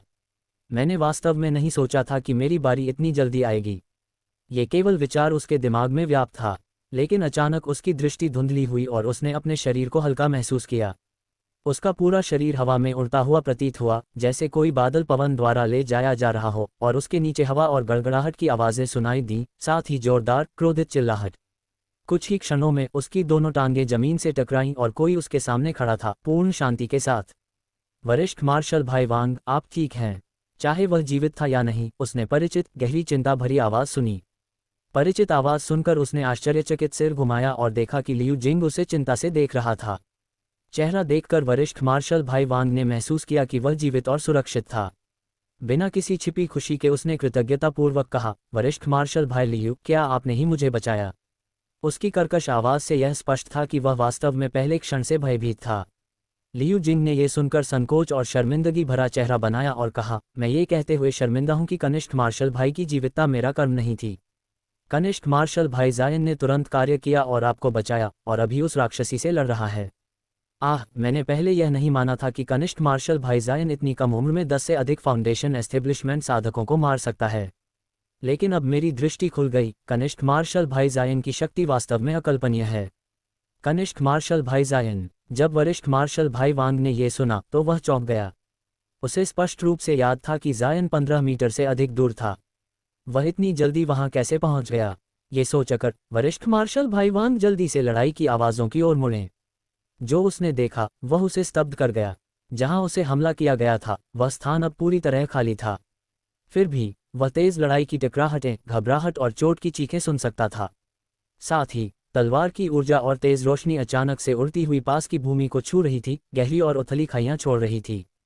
काफी देर बाद वरिष्ठ मार्शल भाई वांग अंततः होश में आए। जैसे ही उन्होंने उस अद्भुत दृश्य के बारे में पूछने का विचार किया, उस स्थान पर अचानक एक प्रचंड हवा का झोंका आया। एक चमकदार पारदर्शी सफेद आकृति प्रकट हुई और उसके पीछे एक अजीब राक्षसी रूप ने हमला किया, जिससे वरिष्ठ मार्शल भाई वांग की सांस अटक गई। आधा रूप धारण किए रक्त सेवक पर हमला करने वाली सिलहूट अपने लक्ष्य से भी अधिक डेमोनिक प्रतीत हुई। उसका पूरा शरीर पारदर्शी क्रिस्टल जैसा था। असंभव, आप मेरी अदृश्यता कैसे देख सकते हैं? आप मेरी गति का सामना कैसे कर सकते हैं? राक्षस के चमकते चेहरे पर क्रोध और भय का मिश्रण था, लेकिन उसके शब्द निकलते ही उसने बर्बर गर्जना की और जोर से झपट्टा मारा और फिर से अदृश्य हो गया। लड़ाई की आवाज़ एक पल के लिए रुकी और जायन की ठंडी नाक में हंसी सुनाई दी। फिर आवाज़ें फिर से शुरू हुईं, पहले से भी अधिक प्रचंड, और अब ये केवल एक स्थान तक सीमित नहीं रही। आवाज़ें हर दिशा से आने लगीं, जिससे अन्य साधक, जो केवल सुन सकते थे, अपने चेहरे पीले कर पीछे हट गए। मृत महिला साधक के साथ ही जोड़ी का प्रशिक्षक केवल असहाय होकर पीछे हट सकता था। उसे डर था कि वह अनजाने में जायन की उस राक्षसी से लड़ाई में उलझ जाएगा और अपनी मृत्यु को जाने बिना मर जाएगा। वे सभी जानते थे कि वे इस अदृश्य युद्ध में हस्तक्षेप करने में असमर्थ थे। जल्दी जमीन को देखो, सोंग मेंग ने चेतावनी देते हुए जोर से कहा। जब बाकी ने ये सुना तो वे अपने सिर झुकाकर नीचे देखने को मजबूर हुए। जो उन्होंने देखा वह उन्हें पूरी तरह हक्का बक्का कर गया। किसी अज्ञात समय में जमीन पर एक मोटी पारदर्शी बर्फ की परत जम गई थी। चांदनी में ये बिल्कुल चिकनी और निर्दोष दिखाई दे रही थी। ये राक्षस तो बड़ा चालाक है। उसने जायन को असहाय स्थिति में डालने के लिए जमीन को बदल दिया है। सोंग मेंग चिंता में बोला। ऐसा प्रतीत नहीं होता। यद्यपि मुझे नहीं पता कि जायन कौन सी गति तकनीक का उपयोग कर रहा है, हम सभी उसकी कोई भी आभा नहीं देख पाए और हमें सुनाई दिया कि वह असहाय नहीं है। स्पष्ट है कि बर्फीली जमीन उस पर अधिक असर नहीं डालती। हालांकि बदली हुई राक्षसी की चालाकी ने हमें वास्तव में चौंका दिया और हमारी एक साधक की मृत्यु हो गई। इसके लिए मैं स्वयं जिम्मेदार हूँ, लियू जिंग ने शांतिपूर्वक कहा। ये सुनकर और लियू जिंग की गंभीर मुद्रा देखकर बाकी लोग नहीं जानते थे कि उसे कैसे सांत्वना दें। लेकिन ये लोग नहीं जानते थे कि जिनसे वे बात कर रहे थे, कनिष्ठ मार्शल भाई जायन अपने हृदय में जोर से उन्हें फटकार रहा था, जबकि वह आइस डेमन से लड़ रहा था। जायन का क्रोध चरम सीमा पर पहुंच गया था। उसकी त्वरित क्रोध का कारण यह नहीं था कि उसने वरिष्ठ मार्शल भाई वान को क्षणिक दया में बचाया या अपनी शिफ्टिंग स्मोक स्टेप्स की पूरी शक्ति का उपयोग करना पड़ा, बल्कि उसकी क्रोध की जड़ ये थी कि लियू जिंग और बाकी साधक इस अनमोल अवसर को बर्बाद कर रहे थे, जब वे तीनों आधा रूप धारण कर रहे ब्लड सर्वेंट्स को समाप्त कर सकते थे। यदि तीनों ब्लड सर्वेंट्स पूर्ण रूप से बदल जाते तो उनके सामने एक बड़ा संकट खड़ा होने वाला था। जायन को याद आया कि वरिष्ठ मार्शल भाई वांग ने काव्यानयन के साथ लड़ाई में उसकी कितनी मदद की थी। इसलिए जब उसने देखा कि वरिष्ठ मार्शल भाई वांग आइस डेमन की योजना में फंसने वाले हैं, तो उसने तुरंत गति से आगे बढ़ते हुए उन्हें बचाया। जायन के हस्तक्षेप से क्रोधित होकर आइस डेमन तुरंत उसकी ओर बढ़ा और जायन को उसका सामना करना पड़ा। लेकिन जल्द ही उसे यह एहसास हुआ कि यह आइस डेमन उसके साथी साधकों के लिए अत्यंत परेशानी खड़ी करेगा और बेहतर होगा कि इसे अकेले निपटाया जाए। आखिरकार यदि और अधिक साधक मारे जाते तो आगामी युद्ध के लिए उनकी संख्या में कमी आ जाती। आइस डेमन से लड़ते समय जायन ने नहीं सोचा था कि बाकी साधक केवल आकाश में खड़े होकर खाली दृष्टि से देखेंगे, और वास्तव में वे इस महान अवसर को बर्बाद कर रहे थे, 3 बचे हुए प्रकाश कोकून पर हमला करने का मौका। फिर भी जायन को हल्का सा एहसास हुआ कि बाकी साधक शायद यह अवसर समझ ही नहीं पाए थे, शायद उन्हें आइस डेमन के घातक पैंतरे का डर था। हालांकि वे जानते थे कि पूर्ण रूप धारण करने वाले ब्लड सर्वेंट से निपटना और भी कठिन होगा, फिर भी उनमें संकोच और पीछे हटने की इच्छा स्पष्ट रूप से दिख रही थी। वास्तव में जायन यहाँ ब्लैक फैंड स्कूल को पूरी तरह नष्ट करने के लिए नहीं आया था, बल्कि उसका एक और पूर्व निर्धारित उद्देश्य था। इसलिए वह बिना सोच समझे भाग नहीं सकता था। जैसे ही आधा रूप धारण करने वाला आइस डेमन अपने कोकून से बाहर निकला, वह सीधे जायन को मारने की कोशिश कर रहा था। लेकिन जायन ने महसूस किया कि थोड़ा सावधान रहने पर यह राक्षस उसके लिए बड़ा खतरा नहीं है। वास्तव में उसे यह बड़ा गंजा साधक कहीं अधिक कठिन प्रतीत हुआ। आधा रूप धारण करने के बाद आइस डेमन ने पारदर्शी शरीर, असाधारण गति और ठंडा की ऊर्जा कोल्ड ची पर कुछ नियंत्रण प्राप्त किया। अब वह अपनी तेज गति का उपयोग करके अदृश्यता का भ्रम पैदा कर सकता था, जो शिफ्टिंग स्मोक स्टेप्स जैसी लगती थी। लेकिन पारदर्शी शरीर के कारण उसे पहचानना और भी कठिन हो गया। यह अजीब गति तकनीक केवल जमीन पर ही दिखाई दे सकती थी। इसलिए जब तक साधक जमीन पर थे, बड़े पैमाने पर जादुई तकनीकों का उपयोग करके वे आइस डेमन को प्रकट करने के लिए मजबूर कर सकते थे। आखिरकार उसकी उच्च गति केवल कम दूरी में खतरनाक थी और साधक के उड़ते जादुई उपकरण के साथ उसका सामना नहीं कर सकती थी। क्योंकि लियू जिंग और अन्य ने कभी इतनी निकट युद्ध की स्थिति का सामना नहीं किया था, वे महसूस कर रहे थे कि उनका विरोधी अत्यंत दैत्य और कठिन था। सौभाग्य से जायन ने अक्सर इस प्रकार की लड़ाई में भाग लिया था और इसलिए उसे ऐसे युद्ध में अधिक अनुभव था। इसी विचार के साथ जायन ने अचानक अपनी सिल्वर स्वॉर्ड से आइस डेमन के तेज पंजों को रोक दिया और स्वयं को थोड़ी देर के लिए सुरक्षित कर लिया। फिर वह स्थिर खड़ा हो गया और जोर से चिल्लाया, सभी आकाश में उड़ो और बाकी 3 ब्लड सर्वेंट्स पर हमला जारी रखो। मैं इस राक्षस से तुम्हारी रक्षा करूंगा। इन निर्देशों के बाद जायन की आकृति अचानक झपकी और फिर से अदृश्य हो गई। यह आश्चर्य की बात नहीं थी कि सिल्वर स्वॉर्ड, जो ब्लड एंड फायर परीक्षण के दौरान लूटा गया था, आइस डेमन के तेज पंजों का सामना कर सकता था। जो चीज़ जायन को स्तब्ध कर गई वह ये थी कि पंजे भी बिना किसी क्षति के थे। जब लियू जिंग ने जायन के निर्देश सुने तो उसने तुरंत समझ लिया कि जायन क्या करना चाहता है। फिर भी वह झिझक रहा था और भीतर से अत्यंत संघर्ष कर रहा था। हालांकि लियू जिंग एक बड़े साधक कुल से आया था, लेकिन बचपन में उसे दुष्ट साधकों ने पकड़ लिया था। उस समय उसे अत्यधिक असहनीय यातना दी गई थी और वह लगभग मर ही गया था। बाद में उसके कुल ने उसे बचाया और उसे ली हुआ युवान के पास प्रशिक्षित किया। बचपन के इस आघात के कारण लियू जिंग ने दुष्ट साधकों के प्रति गहरी नफरत रखी। परिणामस्वरूप उसने कठोर नीति अपनाई, हर दुष्ट साधक को देखते ही मारना, चाहे वह किसी भी अजीब तकनीक का प्रयोग क्यों न कर रहा हो। इन कार्यों के कारण उसे अन्य साधकों में महान लोकप्रियता मिली और कुछ सात संप्रदायों के साधक जो उससे उच्च स्तर पर थे भी उसे प्रशंसा की दृष्टि से देखने लगे। हालांकि लियू जिंग बाहर से सामान्य दिखाई देता रहा, उसके मन ने धीरे धीरे इन प्रशंसा की भावनाओं में लिप्त होना शुरू किया। वास्तव में उसने आगे जाकर हर दिशा से दुष्ट साधकों को नष्ट किया, ज्यादातर अन्य लोगों की प्रशंसा देखने के लिए। स्वाभाविक रूप से लियू जिंग ने इस तथ्य को अपने मन में छिपाया और स्वयं को एक नैतिक आदर्श के रूप में प्रस्तुत किया। इस प्रकार लियू जिंग को दुष्टों का दुश्मन, लोहे का रक्त वाला वरिष्ठ मार्शल भाई के रूप में जाना गया। अब जब एक और दुष्ट ब्लैक फैन स्कूल सामने आया तो वह उसे समाप्त करने के लिए बाध्य था। लेकिन ये अब तक के सबसे शक्तिशाली दुष्ट साधक थे जिन्हें उसने देखा था। वह पूरी तरह आश्वस्त नहीं था कि सामान्य जादुई उपकरणों पर निर्भर होकर 3 बचे हुए ब्लड सर्वेंट्स को समाप्त कर पाएगा। उसकी आक्रमण शक्ति अपर्याप्त थी और केवल उनके आधा रूप में बदलने को पहले ही पूरा कर देती, जिससे 3 और आधा राक्षस बनते। एक आधा रूप धारण करने वाला राक्षस ही पहले से ही बहुत कठिन था। उन्हें पता नहीं था कि वे और आधा राक्षस को संभाल पाएंगे या केवल अपने जीवन को व्यर्थ फेंक देंगे। लेकिन यदि वे अभी पीछे हटते तो ब्लैक फैन स्कूल को डराकर भागने पर मजबूर कर देते और उनका मिशन पूरी तरह विफल हो जाता। यदि उन्होंने इसे बिना कोई निशान छोड़े गायब कर दिया तो लियू जिंग की मेहनत और प्रतिष्ठा पूरी तरह से नष्ट हो जाती। अन्य लोगों द्वारा घृणा की दृष्टि से देखे जाने का विचार लियू जिंग को हताश और अत्यंत परेशान कर रहा था। जायन के आदेश ने उसे निर्णय लेने पर मजबूर कर दिया। वरिष्ठ मार्शल भाई लियू, क्या हमें पीछे हटना चाहिए? ब्लैक फैन स्कूल हमारी कल्पना से कहीं अधिक मजबूत है। यदि हमें पीछे हटना है तो अभी करना होगा, नहीं तो बहुत देर हो जाएगी। वरिष्ठ मार्शल भाई वांग ने धीरे से कहा, संकोच करते हुए। लियू जिंग ने स्पष्ट रूप से वरिष्ठ मार्शल भाई वांग की संकोच भरी दृष्टि देखी। पीछे हटूं? यदि मैं अब पीछे हटूंगा तो मैं भी डरपोक दिखूंगा। लियू जिंग ने कड़वी मुस्कान के साथ सोचा। सभी आकाश में उड़ो और मेरी रक्षा करते हुए मैं जादू प्रयोग करूंगा। मुझे 3 ब्लड सर्वेंट्स से निपटने दो, लियू जिंग ने आदेश दिया। साथ ही उसने सोचा, इस लड़ाई में मुझे अपने जीवन संरक्षण उपाय का प्रयोग करना होगा, अन्यथा मैं जीत नहीं पाऊंगा और अपनी प्रतिष्ठा बचा नहीं पाऊंगा। वरिष्ठ मार्शल भाई लियू, क्या आप ब्लड सर्वेंट से अकेले निपटना चाहते हैं? जब बाकी ने ये सुना तो उन्होंने अविश्वास से उसकी ओर देखा, जिससे लियू जिंग को हृदय में गहरी पीड़ा हुई। फिर भी उसका रूप शांत बना रहा। वह बिना बोले सीधे जादुई उपकरण पर उड़ गया और गंभीरता से अपने भूरे लाल जेड बॉक्स को स्टोरेज पाउच से निकाला। इस क्षण लियू जिंग ने पूरी तरह शांति प्राप्त कर ली, जैसे कि वह पूरी तरह नियंत्रण में था। आसपास के साधकों ने ये देखकर एक दूसरे की ओर देखा और उसके पीछे थोड़ा आत्मविश्वास के साथ उड़ चले। लियू जिंग के चेहरे पर संकोच था, जैसे वह जेड बॉक्स को देखते हुए हिचकिचा रहा हो। लेकिन थोड़ी ही देर में उसकी मुद्रा दृढ़ हो गई और उसने दोनों हाथ बॉक्स पर रख दिए। तुरंत ही जेड बॉक्स अत्यंत छोटे टुकड़ों में टूट गया और एक अद्भुत ताबीज प्रकट हुआ जो लाल रोशनी से ढका था। ताबीज पर एक आग लाल रंग का फ्लेम बर्ड अंकित था। वह लगातार अपने पंख फड़फड़ा रहा था, जैसे कि वास्तव में उड़ रहा हो। पक्षी की चमकती नीली आंखें कभी कभी झपकती भी दिखाई देती थीं। सबसे आश्चर्यजनक तथ्य यह था कि ताबीज से निकलने वाली तीव्र गर्मी स्कॉचिंग चीक ने 30 मीटर की दूरी तक तापमान अचानक बढ़ा दिया, जिससे उसके साथी साधक भी इस गर्मी से तप गए। सोंग मिंग और अन्य पास आए और ताबीज का यह अद्भुत दृश्य देखा।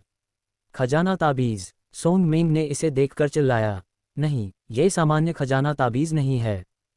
यह एक खजाना मुहर ट्रेजर सील है। इस ताबीज़ की अजीब संरचना देखकर वरिष्ठ मार्शल भाई वांग बुथा जैसी प्रतिक्रिया देने लगे। जो लोग इस खजाना मुहर को जानते थे वे स्तब्ध रह गए। जहां सामान्य ताबीज़ केवल जादुई खजाने की शक्ति का 1/10वां हिस्सा रखते थे, वहीं खजाना मुहर इसकी शक्ति का 1/3 भी समाहित कर सकती थी। साथ ही खजाना मुहर को केवल जादुई खजाने के स्वामी की रक्त रेखा से ही परिष्कृत किया जा सकता था। अन्य कोई इसे सक्रिय करने का प्रयास करे तो ये ताबीज़ स्वयं नष्ट हो जाएगी। इतनी बड़ी शक्ति के साथ इसका बड़ा दोष ये था कि यह केवल एक बार ही प्रयोग की जा सकती थी और उसी एक प्रयोग में अपनी पूरी शक्ति प्रदर्शित करती थी। इस कारण सामान्य ताबीज़ों की तुलना में यह व्यावहारिक रूप से कम उपयोगी थी, तथा यही कारण था कि इतने कम खजाना मुहरें पीढ़ियों को विरासत में दी जाती थीं। एक जादुई खजाने को रक्त रेखा परिष्करण की प्रक्रिया से गुजरने पर स्थायी और अपरिवर्तनीय नुकसान होता था। इसलिए बुजुर्ग साधक अक्सर अपने बाद के पीढ़ियों को कुछ सामान्य ताबीज़ देना ही पसंद करते थे, बजाय इसके कि वे अपने बहुमूल्य जादुई खजाने को नुकसान पहुंचाएं। इसी कारण कई साधक मजाक में कहते थे कि साधक जगत में खजाना मुहरों की तुलना में जादुई खजाने कई गुना अधिक हैं। यद्यपि ये थोड़ा अतिशयोक्तिपूर्ण था, ये सच के काफ़ी निकट था। खजाना मुहर ट्रेजर सील को सक्रिय करना सामान्य खजाना ताबीज़ की तुलना में कई गुना कठिन था। इस वजह से लियू जिंग ने अपने साथी साधकों से कहा कि वे उसकी रक्षा करें, क्योंकि वह नहीं चाहता था कि उसकी तरह कोई और वरिष्ठ मार्शल बहन जुबान होंग जैसी दुखद मृत्यु का शिकार बने। निर्देश पूरा करने के बाद लियू जिंग ने अपनी सुरक्षा के लिए पीली अंगूठी जादुई उपकरण का उपयोग किया और फिर अपने उड़ने वाले जादुई उपकरण पर क्रॉस लेग बैठ गया। शांतचित्त मन से उसने फायर बर्ड खजाना मुहर में अपनी जादुई शक्ति प्रवाहित करना शुरू किया। जैसे जैसे लाल ताबीज़ की चमक धीरे धीरे लियू जिंग के हाथ में तेज होती गई, ताबीज़ पर अंकित आग के पक्षी के पंख और अधिक चपल और जीवंत दिखाई देने लगे। ऐसा प्रतीत हुआ कि वह पक्षी किसी भी क्षण ताबीज़ से बाहर उड़ सकता है। हालांकि जायन भूमि पर आइस डेमन से लड़ाई में व्यस्त था, उसे यह जानकर संतोष हुआ कि उसके साथी साधक कार्रवाई कर रहे हैं। उसे डर था कि यदि उसके साथी साधक डर से पीछे हटेंगे और हार मानेंगे तो वह अकेला रह जाएगा और ब्लैक फैंट स्कूल मास्टर से इच्छित वस्तु प्राप्त नहीं कर पाएगा। अब अकेले छोड़े जाने का भय दूर हो गया था और जायन ने अपने सामने दुश्मन पर पूरी तरह ध्यान केंद्रित किया। मध्य फाउंडेशन एस्टेब्लिशमेंट साधक होने के बावजूद शिफ्टिंग स्मोक स्टेप्स उसकी देह पर भारी बोझ डालते थे। इसलिए उसने इस तेज गति वाली लड़ाई को लंबा नहीं खींचने का निर्णय लिया और पूर्ण आक्रमण का जोखिम उठाया। इसी सोच के साथ जायन लगातार झपकते हुए एक हाथ में सिल्वर स्वॉर्ड लिए आइस डेमन को दबा रहा था, जिससे वह हौंफने लगा। जायन ने अपने दूसरे हाथ से चुपचाप स्टोरेज पाउच से एक वस्तु बुलाकर अपनी अंगुली पर बांध ली। उसकी आंखों में हत्या की इच्छा झलक रही थी। जायन दोनों हाथों में तलवार लेकर भयावह गति से आगे बढ़ा और अचानक एक निर्दयी प्रहार किया, जिससे आइस डेमन भयभीत हो गया। आइस डेमन ने तेजी से पीछे हटते हुए अपनी तेज क्रिस्टल जैसी पंजों से रक्षा की। ध्वनित आइस डेमन ने ठंडे हंसी के साथ हमला किया। प्रहार की गति का लाभ उठाते हुए वह पीछे की ओर उड़ा और जायन और अपने बीच की दूरी बढ़ा ली। उस समय जायन के चेहरे पर हल्की तिरछी मुस्कान उभरी। जब आइस डेमन ने यह देखा तो उसे अत्यंत असुविधा हुई। जायन ने एक हाथ से तलवार छोड़ दी और खींचा। इसके परिणामस्वरूप आइस डेमन ने महसूस किया कि कोई अद्भुत शक्ति उसकी वापसी को रोक रही थी और अब वह जायन के भयंकर प्रहार से बच नहीं सकता था। उसी क्षण जायन ने तलवार फिर से दोनों हाथों में पकड़ी और बिना भाव के वार करने के लिए आगे बढ़ा। आइस डेमन ने यह देखकर पीला पड़ गया और पूरी ताकत से संघर्ष करने लगा। दुर्भाग्यवश अब बहुत देर हो चुकी थी। पलक झपकते ही जायन उसके सामने प्रकट हो गया। उसकी तलवार क्षण भर के लिए धुंधली हुई और अनगिनत सिल्वर धाराएं आइस डेमन पर टूट पड़ीं। अगले ही क्षण चांदनी में दो आकृतियां प्रकट हुईं। जायन तलवार लिए खड़ा और आइस डेमन जमीन पर गिरा। ये स्पष्ट दृश्य देखकर सोंग मिंग और अन्य अत्यधिक नर्वस हो गए। आइस डेमन उठकर खड़ा हुआ और जायन की पीठ की ओर बुराई भरी मुस्कान के साथ देखा। जैसे ही वह कुछ कहने लगा, उसकी मुद्रा अचानक जम गई। तेज टूटने की आवाज़ें सुनाई दी और आइस डेमन के पारदर्शी शरीर में अनगिनत दरारें उभर आईं। जैसे जैसे आवाज़ें बढ़ीं, दरारें और बड़ी होती गईं और अंततः आइस डेमन का शरीर टूटे हुए पारदर्शी बर्फ के ढेर में बदल गया। टूटते हुए पारदर्शी क्रिस्टल्स में से केवल एक पूरी तरह अछूता पंजा बचा, जिसकी नोकें अब भी घने ठंडे की ऊर्जा कोल्ड चीख छोड़ रही थीं। यही एकमात्र चीज़ थी जो जायन की तीव्र काट से बची और यह पूरी तरह सुरक्षित रही। जायन ने बिना भाव के आइस डेमन के अवशेषों की ओर देखा। फिर उसकी दृष्टि तीन चमकते हुए कोकून की ओर मुड़ी और उसकी भौहें सिकुड़ गईं। उसने चुपचाप अपना हाथ खींचा, जिससे बर्फ का पंजा उसकी ओर उड़कर आया। चांदनी में उसके पंजे और जायन के बीच एक पतली पारदर्शी धारा फेंटली दिखाई दी। यही था आइस डेमन की मृत्यु का कारण। पिछले प्रहार के दौरान निकट दूरी का लाभ उठाते हुए जायन ने अपनी अंगुली पर धागा नियंत्रित किया और इसे चुपचाप पंजे के चारों ओर लपेट लिया। दुर्भाग्यवश राक्षस के आधा रूप में बदलने से उसकी संवेदनाएं सुन्न हो गईं, जिससे जायन सफलतापूर्वक उसकी हत्या कर सका। जायन ने अपना सिर झुकाकर बर्फ के पंजे को देखा और थोड़ी देर संकोच के बाद उसे दूर फेंक दिया। बर्फ का पंजा सिल्वर स्वॉर्ड के हमले का सामना कर सकता था, इसलिए जायन ने समझ लिया कि यह जादुई उपकरण बनाने के लिए उत्कृष्ट सामग्री हो सकता है। लेकिन यह मूल रूप से किसी व्यक्ति का हाथ था, जिससे उसका दिल कांप उठा और उसने घृणा पर विजय नहीं पाई। वह आइस डेमन के अवशेषों के पास गया और सिल्वर स्वॉर्ड से बर्फ के ढेर पर कुछ काट छांट की। फिर उसने उसमें से एक स्टोरेज पाउच निकाला। जल्दी से देखने के बाद उसने इसे सावधानीपूर्वक रख दिया। इसके बाद वह चुपचाप आकाश में उड़ गया, ये देखने के लिए कि उसके साथी साधक 3 पूर्ण रूप धारण करने वाले ब्लड सर्वेंट से कैसे निपटते हैं। जायन को नहीं पता था कि जैसे ही आइस डेमन मारा गया, एक मध्यम आयु वर्ग का साधक ध्यान में बैठा हुआ अपने रक्तलाल आंखें खोलकर खुद से बोला, आइस डेमन की मृत्यु हो गई। ठीक है, इससे मुझे भविष्य में उसे निपटाने की मेहनत से बचत होगी। इसके बाद उसने शांति से अपनी आंखें बंद कर ली, जैसे कुछ हुआ ही ना हो। उसके सामने एक सिकुड़ी हुई लाश पड़ी थी। हड्डियों की स्पष्ट रूपरेखा से पता चलता था कि त्वचा के नीचे कोई मांस नहीं था। लाश येलो मेपल वैली के साधक के वस्त्र पहन रही थी। जायन आकाश में उड़कर पहुंचा और जैसे ही उसने मुंह खोला, सोंग मिंग और अन्य उसके चारों ओर मंडराने लगे। उनकी आंखों में आश्चर्य और श्रद्धा झलक रही थी और उन्होंने उसे प्रशंसा और सम्मान से भर दिया। वरिष्ठ मार्शल बहन जुवान होंग के जोड़ी साधक ने जायन के प्रति कृतज्ञता व्यक्त की। जायन ने कुछ विनम्र शब्द कहे, फिर उसकी दृष्टि गई लियू जिंग के हाथ में चमकते लाल ताबीज की ओर और उसने जिज्ञासापूर्वक पूछा। तुरंत ही किसी ने जायन को खजाना मुहर के बारे में समझाया, जिससे जायन अत्यंत प्रसन्न और राहत महसूस करने लगा। जरूर, जायन ने पहले भी खजाना मुहरों के बारे में सुना था। फिर भी उसने उम्मीद नहीं की थी कि वरिष्ठ मार्शल भाई लियू के पास ऐसी खजाना मुहर होगी और वह इसे इतने महत्वपूर्ण जीवन रक्षा उपाय के रूप में प्रयोग करेगा।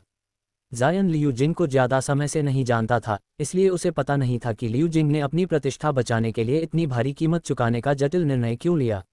जायन के मामले में वह दूसरों की दृष्टि से बिल्कुल परवाह नहीं करता था। जब तक उसकी अपनी प्रतिष्ठा उसे इनाम प्राप्त करने में बाधा नहीं डालती, वह किसी की भी राय की चिंता नहीं करता। हालांकि लियू जिंग की कार्रवाई ने जायन पर गहरा प्रभाव डाला। उसने अपने लंबे समय से निभाई गई मान्यता पर भी संदेह करना शुरू कर दिया। यदि इस दुनिया में वास्तव में ऐसे लोग हैं जो दुष्टता का अंत करने के लिए कार्य करते हैं, तो फिर वह खुद क्या है? क्या उसे अच्छा व्यक्ति माना जा सकता है? जैसे ही जायन थोड़ी शर्मिंदगी महसूस कर रहा था, नीचे से अचानक रक्तपिपासु गर्जना सुनाई दी। जायन और उसके साथी जल्दी से डर के साथ नीचे झांके। 3 में से एक प्रकाश कोकून में बड़ा बदलाव हुआ। ऐसा प्रतीत हुआ कि उसके अंदर का ब्लड सर्वेंट बाहर आने वाला है। जायन का हृदय कांप उठा। ऐसा लग रहा था कि उसे वरिष्ठ मार्शल भाई लियू को समाप्त करने के लिए समय खरीदने हेतु एक और ब्लड सर्वेंट से लड़ना होगा। इसी सोच के साथ जायन कार्रवाई करने ही वाला था कि पीछे से एक शांत आवाज सुनाई दी, सभी किनारे हटो, मुझे उन 3 राक्षसों को समाप्त करने दो। ये सुनकर सभी के चेहरे पर खुशी झलक गई। जायन ने तुरंत मुड़कर देखा और पाया कि लियू जिंग मुस्कान के साथ उन्हें देख रहा था। उसके हाथ में एक छोटा सुंदर लाल पक्षी था। वह फड़फड़ा रहा था और अत्यंत प्यारा दिखाई दे रहा था। अजीब बात यह थी कि आसपास की सघन गर्मी स्कॉचिंग ची अचानक गायब हो गई थी। क्या यही खजाना मुहर का रूप है? जायन ने आश्चर्य से छोटे लाल पक्षी को देखा। सभी का बहुत धन्यवाद कि आपने मेरी रक्षा की, लियू जिंग ने समूह के सामने आराम से कहा। लियू जिंग ने छोटे पक्षी की ओर हल्की सांस छोड़ी। पक्षी ने स्पष्ट चहक के साथ तेजी से उड़ान भरी। उसी समय उनके नीचे एक प्रकाश कोकून ने अपनी पूरी तरह से रूपांतरण समाप्त कर लिया। पुची नीली रोशनी में लिपटा एक राक्षस कोकून से बाहर आया। उसका आकार आधा रूप धारण करने वाले आइस डेमन के समान था, लेकिन रंग गहरा नील था। राक्षस के रूप से स्पष्ट था कि यह दाओइस्ट प्रीस्ट किंग क्विंगवे था, लेकिन अब वह पूरी तरह पागल प्रतीत हो रहा था, मानो सोचने की क्षमता ही नहीं बची हो। उसने 2 पागल गर्जन निकाली और छोटे फड़फड़ाते फायरबर्ड की ओर देखा। उसका शरीर तुरंत स्थिर हो गया और पागलपन की जगह भय का भाव दिखा। फिर वह घबराया और चारों ओर देखने लगा। अचानक नीली रोशनी से ढके आकाश में उड़ गया। ऐसा प्रतीत हुआ कि वह भागना चाहता हो, लेकिन उसी क्षण छोटे लाल पक्षी से एक भयंकर विस्फोट हुआ और वह लगभग 3 मीटर चौड़ा भयंकर आग पक्षी बन गया। उसने अपने पंख फैलाए और एक ही पल में 30 मीटर की दूरी तय कर राक्षस रूप में बदलते क्विंगवे के सामने प्रकट हुआ। अपनी तेज लाल चोंच से उसने हल्के से उस पर हमला किया। ज्वलंत अग्नि पक्षी 20 मीटर से भी अधिक ऊंचाई तक आकाश में उड़ता हुआ गया और अपने विशाल दहकते चोंच से किंगवेन पर झपटा, जिसके परिणामस्वरूप उसका पूरा शरीर एक भयंकर अग्नि गोले में बदल गया और वह जलता हुआ तेजी से नीचे धरती की ओर गिर पड़ा। जमीन पर गिरते ही वह केवल 2 बार करुण चीख ही निकाल सका, उससे पहले कि बिना किसी प्रतिरोध के उसका अस्तित्व राख के ढेर में परिवर्तित हो गया। जायन ये दृश्य स्तब्ध होकर देख रहा था कि तभी वह विशाल अग्नि पक्षी तीखी चीख के साथ मुड़ा और शेष बचे हुए 2 प्रकाश कोशों की ओर क्रूरता से टूट पड़ा। अगले ही क्षण उन कोशों के स्थान से आकाश को चीरता हुआ अग्निस्तंभ फूट पड़ा और लगभग पूर्ण रूपांतरण की अवस्था में पहुंचे दोनों रक्तसेवक आग के अथाह समुद्र में पूरी तरह डूब गए। वे प्रकाश कोश केवल कुछ ही क्षण तक उस प्रचंड अग्नि का प्रतिरोध कर सके, फिर पूरी तरह विलीन हो गए और असहाय रक्तसेवक कुछ लड़खड़ाते कदम चलने के बाद बिना किसी आवाज के राख में बदल गए।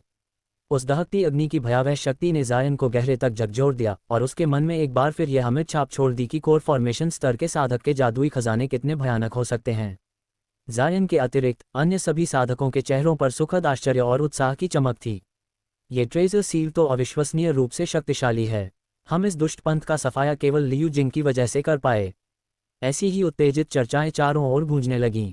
सभी का यही मानना था कि अब जब रक्त सेवक समाप्त हो चुके हैं तो केवल ब्लैक फिएंट पंथ के प्रधान से निपटना शेष है, और इतने सारे फाउंडेशन एस्टेब्लिशमेंट साधकों के रहते यह असंभव नहीं हो सकता। जब लियू जिंग ने अग्नि पक्षी की लपटों को धीरे धीरे विलुप्त होते देखा तो उसके मन में क्षणिक खेद अवश्य आया, किंतु साथियों की प्रशंसा सुनकर उसका उत्साह फिर से जाग उठा। हमने काफी समय गंवा दिया है, अब चलो भीतर जाकर ब्लैक फिएंट पंथ के प्रधान का अंत करें। उसने वीरतापूर्ण भाव से हाथ लहराते हुए कहा। सभी ने सहमति में सिर हिलाया और उसके पीछे चल पड़े। जायन हल्के से मुस्कुराया, किंतु आगे बढ़ते समय उसकी नज़र वरिष्ठ शिष्य वांग पर पड़ी, जो किसी दिशा में असामान्य भाव से स्थिर खड़ा था। ये देखकर जायन को संदेह हुआ और उसने उसकी दृष्टि का अनुसरण किया, किंतु वहां केवल राख में बदले रक्त सेवकों के अवशेष और शोए होने के बिखरे हुए शरीर के चिन्ह ही थे। वरिष्ठ शिष्य वांग, क्या आपने कुछ देखा? जायन ने संदेह से पूछा। नहीं नहीं, कुछ भी नहीं कनिष्ठ शिष्य जायन, तुम जरूरत से ज्यादा शंकालु हो, वांग ने तुरंत दृष्टि हटाते हुए उत्तर दिया। जायन समझ गया कि वह अवश्य कुछ महत्वपूर्ण जान गया है, पर दूसरों को बताना नहीं चाहता। फिर भी उसने मुस्कुराकर कहा, अगर ऐसा है तो चलिए, सभी भीतर जाना चाहते हैं। इतना कहकर वह शीत महल की दिशा में उतर गया। वांग कुछ क्षण अनिश्चय में खड़ा रहा, फिर मजबूरी में उसके पीछे चला आया। जैसे ही जायन धरती पर उतरा, आकाश से एक मधुर स्वर सुनाई दिया। वरिष्ठ शिष्य लियू जिंग, कनिष्ठ शिष्य जायन, हमारा इंतजार कीजिए। चांदनी में जोंग वेनियांग और चेन क्याओकियान नीचे उतरती दिखाई दी और उनके साथ एक पीले वस्त्रों में लिपटा अत्यंत भयभीत मध्यम आयु का व्यक्ति था, युए राज्य का सम्राट। कुछ औपचारिक संवादों के बाद जब चेन क्याओकियान ने शुए होन के बारे में पूछा तो वातावरण भारी हो गया। हम युद्ध में शुए होन को खो बैठे, उसके जीवन साथी ने कांपती आवाज में कहा।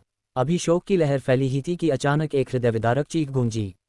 एक नीले वस्त्रों वाला व्यक्ति न जाने कब प्रकट हुआ और उसके हाथ से लाल प्रकाश चमका। अगले ही क्षण वरिष्ठ शिष्य वांग का निर्जीव शरीर जमीन पर गिर पड़ा। मैं तुम्हें मारना नहीं चाहता था, पर बच्चों को दूसरों की चीजें नहीं छीननी चाहिए, उस व्यक्ति ने मुस्कराते हुए कहा और वांग के शरीर से एक नीला मोती उठा लिया। जायन और लियू जिंग दोनों का चेहरा एक साथ गंभीर हो गया। आप ही ब्लैक फिएंट पंथ के प्रधान हैं? लियू जिंग ने सावधानी से पूछा। हे, बिल्कुल सही, उस बूढ़े ने हंसते हुए कहा। अगले ही पल सब कुछ पलक झपकते बदल गया। एक रक्तरंजित भुजा लियू जिंग की छाती को चीरती हुई बाहर निकली। उसकी आंखों के सामने अंधेरा छा गया और अंतिम क्षणों में उसने केवल जोंग वेनियांग की विलाप भरी चीखें सुनी। जायन का चेहरा विकृत हो गया। युद्ध शुरू होने से पहले ही 2 मध्य फाउंडेशन साधक मारे जा चुके थे और उनका नेता भी। चारों ओर सन्नाटा छा गया और भय का साया सभी पर उतर आया। धड़ाम धड़ाम, घात लगाकर वार करने वाले ने लियू जिंग और वरिष्ठ शिष्य वांग के निर्जीव शरीरों को ऐसे ही लापरवाही से जमीन पर फेंक दिया, और ये दृश्य देखते ही जायन की आंख के कोने में हल्की सी ऐंठन उभरी, क्योंकि वह भली भांति समझ गया था कि अब ये संघर्ष किसी साधारण मोड़ पर नहीं रहने वाला। जब यहाँ तक आ ही गए हो तो अब वापस जाने का मत सोचना, क्योंकि अभी मुझे फाउंडेशन एस्टेब्लिशमेंट स्तर के रक्त बलिदानों की भारी कमी है। घात लगाने वाले ने विकृत मुस्कान के साथ कहा, और चांदनी में उसके सफ़ेद दांत खतरनाक ढंग से चमक उठे।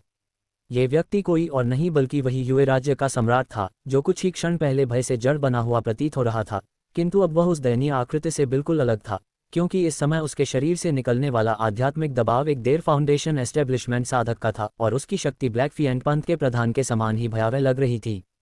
यह अचानक प्रकट हुआ शक्तिशाली शत्रु देखकर जायन का चेहरा बर्फ सा ठंडा हो गया, क्योंकि वह समझ गया था कि यह व्यक्ति अभी अभी नहीं बल्कि बहुत पहले से अपनी वास्तविक शक्ति छिपाए हुए था। जायन को यह भी स्पष्ट नहीं था कि कुछ समय पहले इस सम्राट ने कौन सी गूढ़ तकनीक का उपयोग किया था, जिसके कारण वह अपनी साधना को येलो मेपल वैली के किसी भी साधक से पूरी तरह छिपाने में सफल रहा। ये दृश्य उसे उस समय की याद दिला गया जब वह स्वयं युवा राजकुमार और प्रबंधक वान की शक्ति को भांप नहीं पाया था, और इस बार तो उसे कोई चेतावनी सी भी महसूस नहीं हुई थी, जिससे उसके मन में भय और सतर्कता और भी गहरी हो गई। जायन ने उंगली झटकी और उसका सफ़ेद स्केल ढाल तथा कछुआ खोल जादुई उपकरण धीरे धीरे उसके चारों ओर घूमने लगे, मानो हर दिशा से होने वाले आक्रमण के लिए तैयार हों। बाकी येलो मेपल वैली के साधक भी घबराए हुए भाव से सम्राट और नीले वस्त्रधारी व्यक्ति को देख रहे थे और अपने अपने जादुई उपकरण निकालकर उन्हें शरीर के चारों ओर कसकर लपेट चुके थे। जब उन्होंने साधकों की इस घबराई हुई मुद्रा को देखा तो युए सम्राट और ब्लैक फिएंट पंथ के प्रधान ने एक दूसरे की ओर देखा और ठंडी हंसी हंसे। अगले ही क्षण ब्लैक फिएंट पंथ का प्रधान झिलमिलाता हुआ 30 मीटर से अधिक दूर उस बर्फीले ढेर के पास प्रकट हो गया, जो आइस डेमन के टूटे फूटे अवशेष थे, और उसने सहजता से हाथ बढ़ाकर वहां से एक नीला मोती खींच लिया। उसी समय विश्वासघाती युए सम्राट आग पक्षी की ट्रेजर सील से राख बने रक्त सेवकों के स्थान पर पहुंचा और जोर से जमीन पर हथेली मारी, जिससे एक सुनहरा और एक पीला मोती उछलकर उसके हाथ में आ गए। जब जायन ने उन मोतियों को देखा तो उसे तुरंत वरिष्ठ शिष्य वान के शरीर से निकाले गए नीले मोती की याद आ गई, और उसका हृदय कसकर सिमट गया, क्योंकि वह समझ चुका था कि ये वस्तुएं किससे जुड़ी हैं। वह बिल्कुल नहीं सोच सकता था कि जिस लक्ष्य के लिए वह यहाँ आया था वह इस तरह अचानक उसकी आंखों के सामने प्रकट हो जाएगा। ये निस्संदेह वही कोर फॉर्मेशन से जुड़े 5 तत्व रक्त कोर थे, जिनका उल्लेख पहले युवा राजकुमार ने किया था, किंतु यहाँ केवल 4 ही मौजूद थे, तो 5वां कहाँ था। उसी समय युए सम्राट और ब्लैक फिएंट पंथ के प्रधान ने मोतियों को इकट्ठा कर लिया और प्रसन्नता से खिल उठे। वे दोनों आकाश की ओर मुंह करके ठहाके लगाने लगे, और हंसते हंसते जब उन्होंने ठंडी हत्यारी निगाहों से जायन और उसके साथियों को देखा तो सभी के चेहरे क्षण भर में पीले पड़ गए। सब लोग आकाश में उड़ो। जायन के मन में बिजली सी कौंधी और उसने जोर से चिल्लाते हुए अपनी दिव्य पवन नाव बुला ली, स्वयं सबसे पहले ऊपर उड़ गया। बाकी लोग चौंक गए, किंतु सॉन्ग मिंग और शुए होंग के जीवन साथी ने उस पर भरोसा करते हुए तुरंत आकाश का रुख किया, जबकि चेन कियाओकियान ने एक पल की हिचक के बाद जोंग वेइनियांग को पकड़कर ऊपर खींच लिया। ये दृश्य देखकर युए सम्राट और ब्लैक फिएंट पंथ के प्रधान के चेहरों पर क्षणिक आश्चर्य उभरा, फिर दोनों ने एक साथ उपहास भरी मुस्कान दी। हालांकि वे 2 अलग व्यक्ति थे, फिर भी उनकी मुस्कान जायन को एक सी प्रतीत हुई, जिससे उसका हृदय कांप उठा। वह लड़का काफी तेज दिमाग वाला है, लगता है तुम्हें अपेक्षा से पहले ही अपना शरीर बलिदान करना पड़ेगा। मैं क्यों? अगर तुमने लिया तो वह वापस नहीं मिल पाएगा। नीचे से आई उनकी रहस्यमयी बातचीत ने जायन और उसके साथियों की रीढ़ में ठंडक दौड़ा दी। कनिष्ठ शिष्य जायन, ये क्या कह रहे हैं? सॉन्ग मिंग ने कांपती आवाज में पास आकर पूछा, क्योंकि इतने साथियों की मृत्यु देखने के बाद उसका साहस भी डगमगा चुका था। जायन भीतर ही भीतर कड़वी मुस्कान हंसा ही था कि नीचे का दृश्य बदल गया और उसका चेहरा अचानक बदल गया। युए सम्राट ने अपना हाथ सीधे ब्लैक फिएंट पंथ के प्रधान की छाती में घुसा दिया, और आश्चर्यजनक रूप से वह व्यक्ति न तो हिला न ही विरोध किया, बल्कि उसके चेहरे पर संतोषपूर्ण मुस्कान थी। दोनों के शरीर से रक्त रंजित प्रकाश फूट पड़ा, और वह प्रकाश प्रधान के शरीर से बहता हुआ सम्राट में समा गया, जिससे उसका शरीर मुरझाने लगा, जबकि सम्राट की आभा हर क्षण और प्रबल होती चली गई, यहाँ तक कि वह कुछ अधिक युवा भी प्रतीत होने लगा। ये कैसी दुष्ट तकनीक है? सॉन्ग मिंग चीख उठा। जायन का चेहरा अत्यंत गंभीर हो गया, उसने कोई उत्तर नहीं दिया, बल्कि गहरी सांस लेकर दोनों हाथ आगे झटका। क्षण भर में 200 से अधिक अग्नि तत्व तावीज आकाश से टूट पड़े। अग्नि सर्प, अग्नि गोले और ज्वालामुखी जैसी लपटें एक साथ फूट पड़ीं, मानो आग का सैलाब पूरे आकाश को ढक ले। ये दृश्य इतना प्रचंड था कि उसका दबाव लियू जिंग की अग्नि पक्षी ट्रेजर सील से भी अधिक प्रतीत हो रहा था। इतने अधिक तावीज एक साथ फेंकना साधना जगत में अत्यंत दुर्लभ था। सब स्तब्ध रह गए, किंतु जब धुआं छटा तब भी युए सम्राट जीवित था। रक्त प्रकाश मंद हो चुका था, पर समाप्त नहीं। जायन ने ठंडे स्वर में कहा, अभी जश्न मनाने का समय नहीं है, वे अभी मरे नहीं हैं। और तभी धुएं के बीच से खून में लथपथ युए सम्राट बाहर निकला। उसकी आंखों में जायन के लिए गहरी जहरीली घृणा चमक रही थी। जायन ने युए के सम्राट की आंखों में भरी हुई घृणा की ओर एक बार भी नहीं देखा। इसके बजाय उसकी दृष्टि उस गहरे रक्तरंजित प्रकाश पर टिक गई जो अब भी सम्राट के शरीर के चारों ओर मंडरा रहा था। उसी रक्तमय आभा के भीतर एक स्वर्णिम राजदंड, बैंगनी रंग की 2 आरी जैसी टेढ़ी मेढ़ी तलवारें और एक नीली दीर्घ तलवार स्थिर अवस्था में तैर रही थीं। ये सभी सोमदेव और उसके साथियों के जादुई अस्त्र थे। इस क्षण वे पूरी तरह निष्क्रिय प्रतीत हो रहे थे, मानो उनकी आत्मा ही उनसे छीन ली गई हो। जायन की आंखों में विचारों की चमक उभरी। स्पष्ट था कि युए के सम्राट के शरीर की रक्षा करने वाला ये दानवी प्रकाश साधारण जादुई अस्त्रों को भ्रष्ट करने की क्षमता रखता था। इस समय जायन के पास केवल एक ही ऐसी वस्तु थी जो इस काली शक्ति का प्रतिरोध कर सकती थी, ब्लैक ड्रैगन के पंजे। अब तक मलबे और धुएं के बादलों में से केवल युए का सम्राट ही प्रकट हुआ था। वह नीले वस्त्रों वाला व्यक्ति, जिसने स्वयं को ब्लैक फिएंट संप्रदाय का प्रधान बताया था, वास्तव में स्वर्गीय विद्युत बीज के प्रहार से मारा जा चुका था। ये सोचकर जायन का मन क्षण भर के लिए हल्का हुआ, किंतु उसने शत्रु को तनिक भी संभलने का अवसर देने का विचार नहीं किया। उसने तुरंत अपने कठपुतलियों को मानसिक आदेश दिया और अगले ही पल प्रकाश किरणों तथा तीरों की एक निरंतर वर्षा शत्रु की ओर टूट पड़ी। अपने जादुई अस्त्रों को और खोने के भय से पीत मेपल घाटी के साधक अब मंत्रोच्चार और हस्तमुद्राओं पर निर्भर हो गए और जायन के हमले के साथ साथ निरंतर जादुई तकनीकें और ताबीज फेंकने लगे। वे सभी भलीभांति जानते थे कि इस भयावह स्वप्न से मुक्त होने का एकमात्र मार्ग पूरी शक्ति से आक्रमण करना था, अन्यथा और भी लोग दुखद अंत को प्राप्त होते। ये दृश्य देखकर यूए के सम्राट ने भावशून्य भाव से अपना हाथ आगे की ओर घुमाया। तुरंत ही रक्त लाल प्रकाश की एक विशाल ढाल प्रकट हुई, जिसने सभी हमलों को सहजता से रोक दिया। किंतु उसके शरीर से निकलने वाला रक्तमय प्रकाश धीरे धीरे क्षीण होता प्रतीत हो रहा था, मानो किसी भी क्षण बिखर सकता हो। यही देखकर जायन और उसके साथियों ने अपने हमलों की तीव्रता और बढ़ा दी। यूए के सम्राट ने ठंडी हंसी हंसी और बिना कुछ कहे अपने वस्त्रों के भीतर से एक छोटी गहरे हरे रंग की शीशी निकाली। उसने उसमें से रक्त की दुर्गंध से भरी बेर के आकार की एक लाल गोली निकाली। वह किसी भी प्रकार से शुभ औषधि नहीं लगती थी, फिर भी उसने बिना किसी हिचकिचाहट के उसे निगल लिया और शीशी को फेंक दिया। स्पष्ट था कि उसमें केवल यही एक गोली थी। जैसे ही वह लाल गोली उसके पेट में पहुंची, जायन ने एक चौंकाने वाला दृश्य देखा। यूए के सम्राट का शरीर कांप उठा और उसका रक्तमय प्रकाश फिर से तेजी से चमकने लगा। उसकी सभी चोटें आंखों के सामने भरने लगीं और कुछ ही क्षणों में उसने स्वर्गीय विद्युत बीज से हुए समस्त घावों को भरते हुए अपनी पूरी जादुई शक्ति पुनः प्राप्त कर ली। ये कैसे संभव है? ये देखकर सोमदेव अविश्वास में बुदबुदाया और वह अपने पहले से तैयार बर्फीले भालों को फेंकना तक भूल गया। जायन भी स्तब्ध था। उसने अनगिनत प्राचीन ग्रंथ पढ़े थे, किंतु इस प्रकार की औषधि का कहीं कोई उल्लेख नहीं पाया था। उसी क्षण चेतना शेखर के पास से एक शांत किंतु ठंडी आवाज गूंजी। ये संवर्धन सार गोली है। ये जीवन रक्षक औषधि केवल वही व्यक्ति बना सकता है जिसने कुछ विशेष दानवी कलाओं का अभ्यास किया हो और अपनी ही साधना को क्षति पहुंचाई हो। ये गोली केवल उसके निर्माता के लिए सुरक्षित होती है, अन्य कोई भी इसे खाए तो तत्काल मृत्यु हो जाए। जायन चौंक गया और स्वयं चेतना शेखर भी आश्चर्य से पलटकर देखने लगी। वरिष्ठ शिष्या वीना जौहर, आप सुरक्षित हैं? मैं ठीक हूँ, वीना ने कठिनाई से मुस्कुराते हुए कहा, पर जिसने वरिष्ठ भाई लोकेंद्र को मारा है वह मेरे सामने है और मुझे उसका अंत करना ही होगा। हम सभी यही चाहते हैं, जायन ने बिना पीछे देखे शांत स्वर में कहा, पर समस्या यह है कि वह भी हमारे साथ यही करना चाहता है। वीना ने नीचे देखा और उसका चेहरा पीला पड़ गया। बातचीत के दौरान ही यूए के सम्राट ने अपनी ढाल हटा ली थी। उसके चारों ओर फैला रक्तमय प्रकाश अब 10 मीटर तक फैल चुका था और उसमें फंसे जादुई अस्त्र धीरे धीरे पिघलने लगे थे। अब उसकी आभा पहले से कई गुना विशाल थी और उसकी साधना भी अत्यधिक बढ़ चुकी थी। कठपुतलियों और जादुई हमलों का उस पर अब लगभग कोई प्रभाव नहीं पड़ रहा था। यूए के सम्राट ने सिर उठाकर केवल जायन को देखा। उसकी आंखें बर्फ सी ठंडी थीं।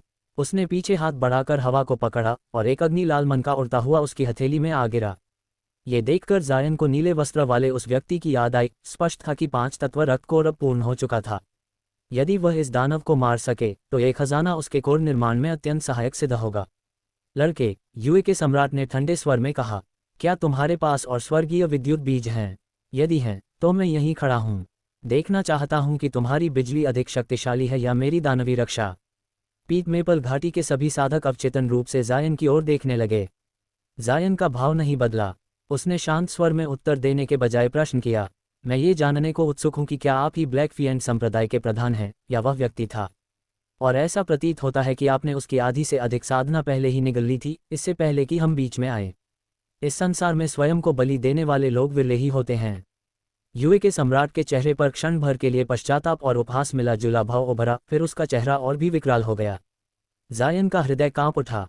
उसने मौन ध्वनि संचार के माध्यम से शेष 4 साधकों को कुछ कहा, जिससे वे भीतर तक हिल गए। इसके बाद उसने ऊंचे स्वर में कहा, मेरी बात पर विश्वास करना या न करना यह आपकी इच्छा है। यूए के सम्राट का चेहरा कठोर हो गया। उसने उंगली उठाई और अंगूठे जितनी मोटी रक्त लाल किरण बिजली की गति से जायन की ओर दाग दी। जायन ने तुरंत अपनी श्वेत शल्क ढाल और कछुआ कवच को एक साथ आगे कर लिया और नीली आभा ने उसके शरीर को ढक लिया। फिर भी पुच्छ, जायन को अपने दाहिने कंधे में तीव्र जलन और असहनीय पीड़ा का अनुभव हुआ। उसकी ढाल और कवच दोनों में समान छिद्र बन चुका था और उसकी नीली तलवार ढाल पूरी तरह विलीन हो चुकी थी। यदि उसकी फुर्ती और धुएं सी चाल की साधना न होती तो उसका हृदय वहीं भेद दिया गया होता। जाओ, जायन ने बिना एक क्षण गंवाए आदेश दिया। उसने अपनी दिव्य पवन नौक में समस्त शक्ति झोंक दी और तेजी से एक और उड़ चला। सोमदेव और अन्य साधकों ने एक दूसरे की ओर देखा और तुरंत पीछे हट गए। युए का सम्राट पहले चौंका, फिर उपहासपूर्वक मुस्कुराया और पीछा करने आगे बढ़ा। लेकिन तभी उसने देखा कि 10 से अधिक विचित्र आकृति वाली कठपुतलियां उसे चारों ओर से घेर चुकी थीं। दफा हो जाओ, युए के सम्राट ने अंधेरे और क्रूर स्वर में दहाड़ लगाए। उसी क्षण एक लंबी तीखी सीटी के साथ उसके शरीर से निकलता हुआ रक्तमय प्रकाश तेजी से फैल गया और उसने चारों ओर खड़ी कठपुतलियों के समूह को पूरी तरह ढांक लिया। अगले ही पल वह उग्र और हिंस्र भाव के साथ जायन और उसके साथियों के पीछे झपटा और पलक झपकते ही आकाश में विलीन हो गया।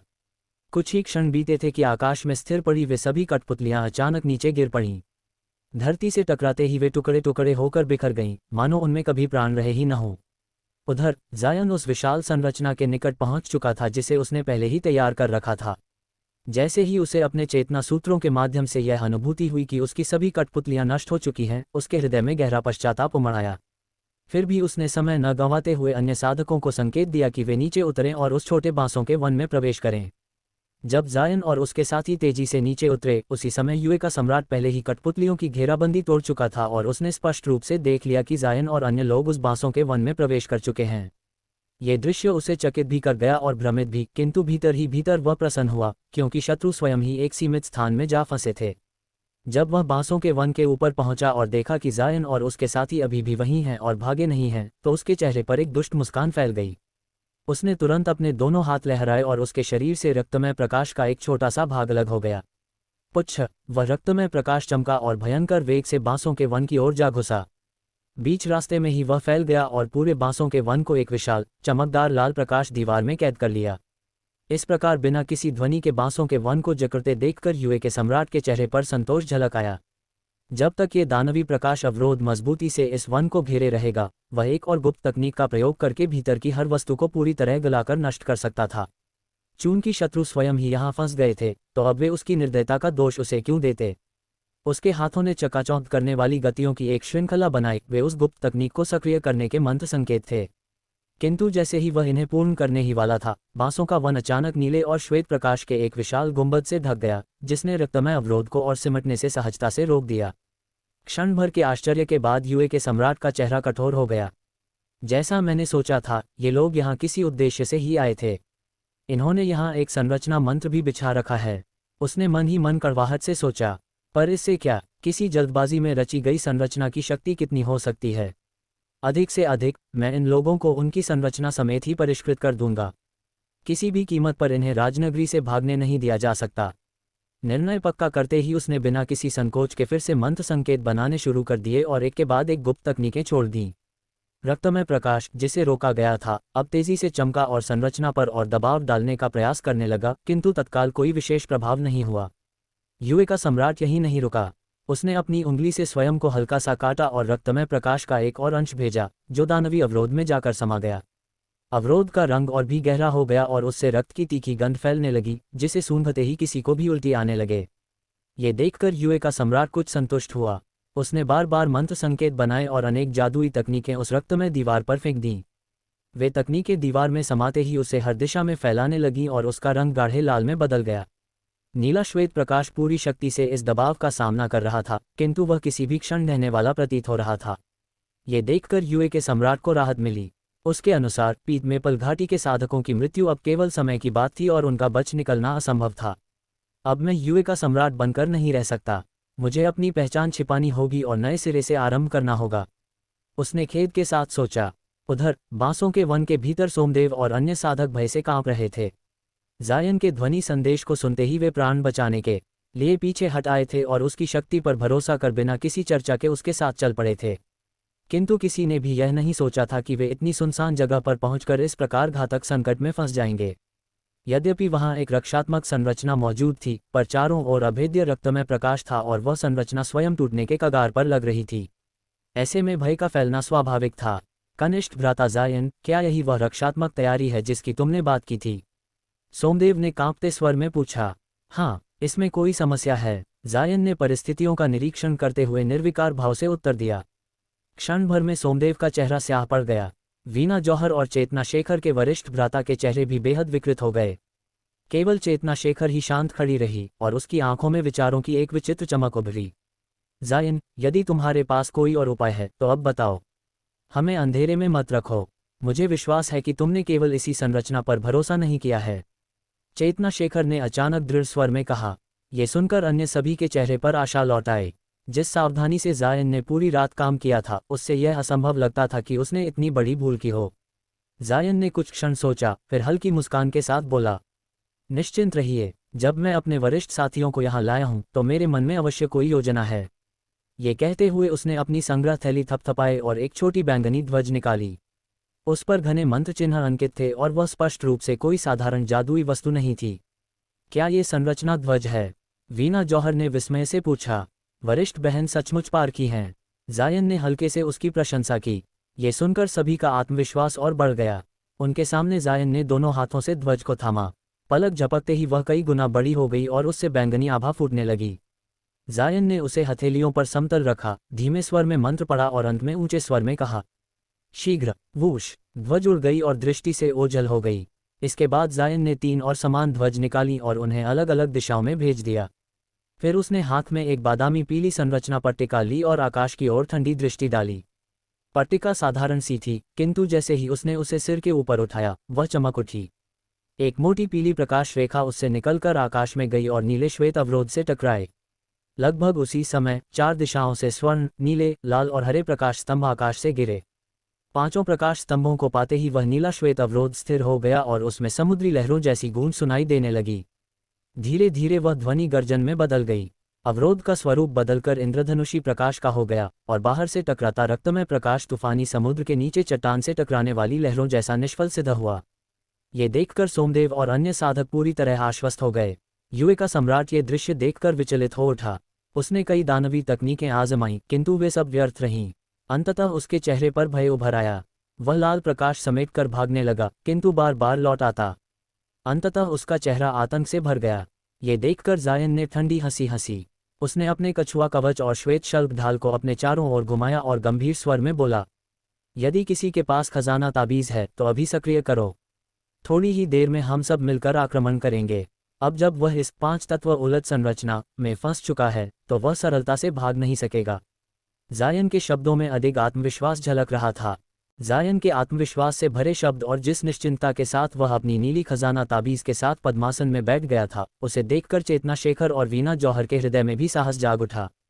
दोनों ने बिना किसी हिचक के अपने अपने भंडारण थैलों से क्रमशः लाल और पीले रंग की खजाना ताबीज निकाली और मौन धारण करते हुए पालती मारकर बैठ गईं ताकि उन्हें सक्रिय किया जा सके। दूसरी ओर चेतना शेखर के वरिष्ठ भ्राता और सोमदेव ने एक दूसरे की ओर देखा और उनके होठों पर एक कड़वी मुस्कान उभर आई। ऐसा नहीं था कि उन दोनों के पास खजाना ताबीज नहीं थीं। चेतना शेखर के वरिष्ठ भ्राता के पास उनकी दिवंगत दाव संगिनी की नीली खजाना ताबीज अवश्य थी, किंतु न तो वे उसकी शक्ति से परिचित थे और न ही उसके प्रयोग की विधि जानते थे। ऐसे में वे उसे यूं ही निकालकर लापरवाही से प्रयोग करने का साहस नहीं कर सकते थे। जहां तक सोमदेव की धूसर भाले ताबीज का प्रश्न था, उसकी संपूर्ण शक्ति पहले ही हिम दानव से हुए संघर्ष में समाप्त हो चुकी थी। इस प्रकार दोनों के पास अब केवल यही विकल्प बचा था कि वे शेष तीनों की रक्षा करते हुए चुपचाप प्रतीक्षा करें।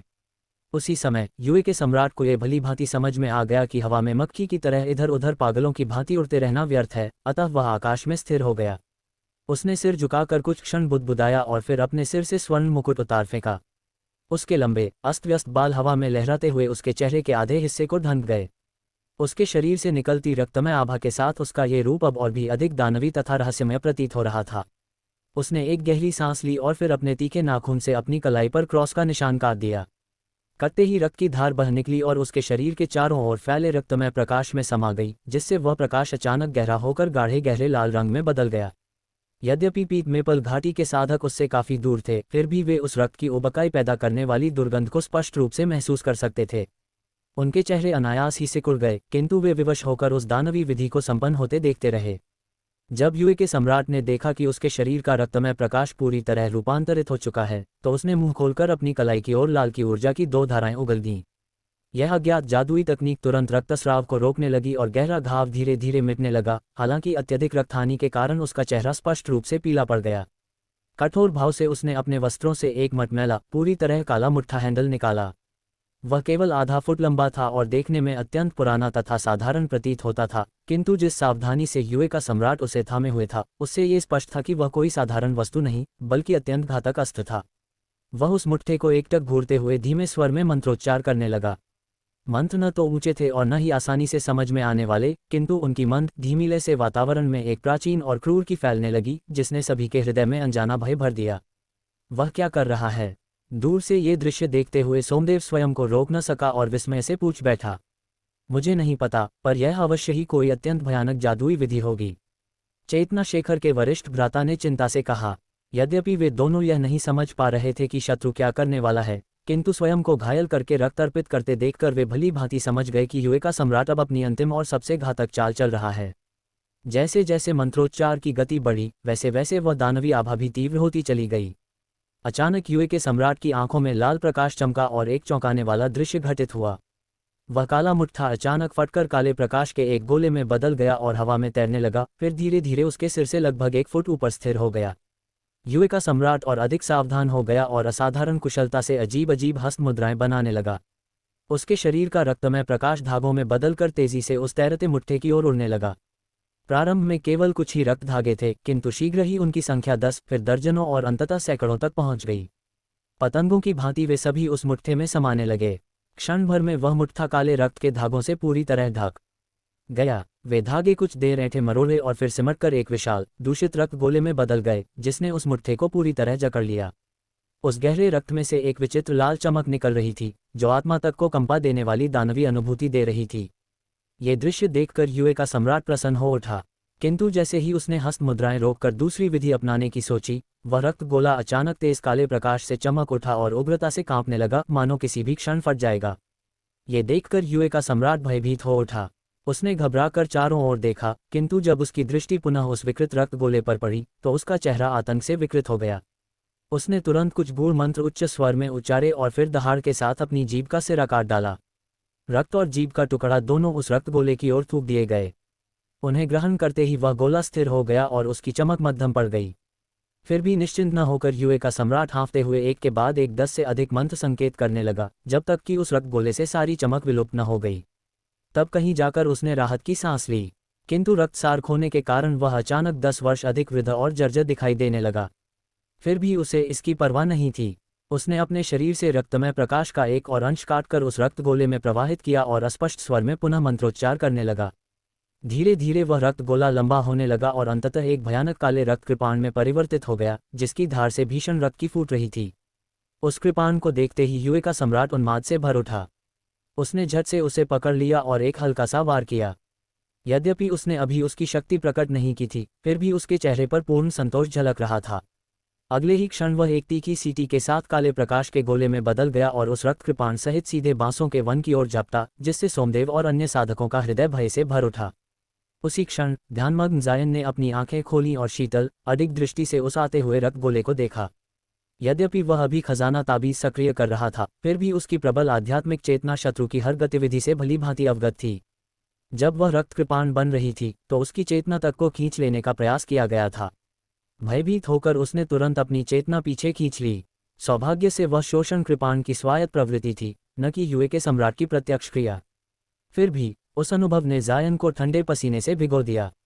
यदि उसकी चेतना वास्तव में उस कृपाण में समा जाती, तो परिणाम अकल्पनीय होते।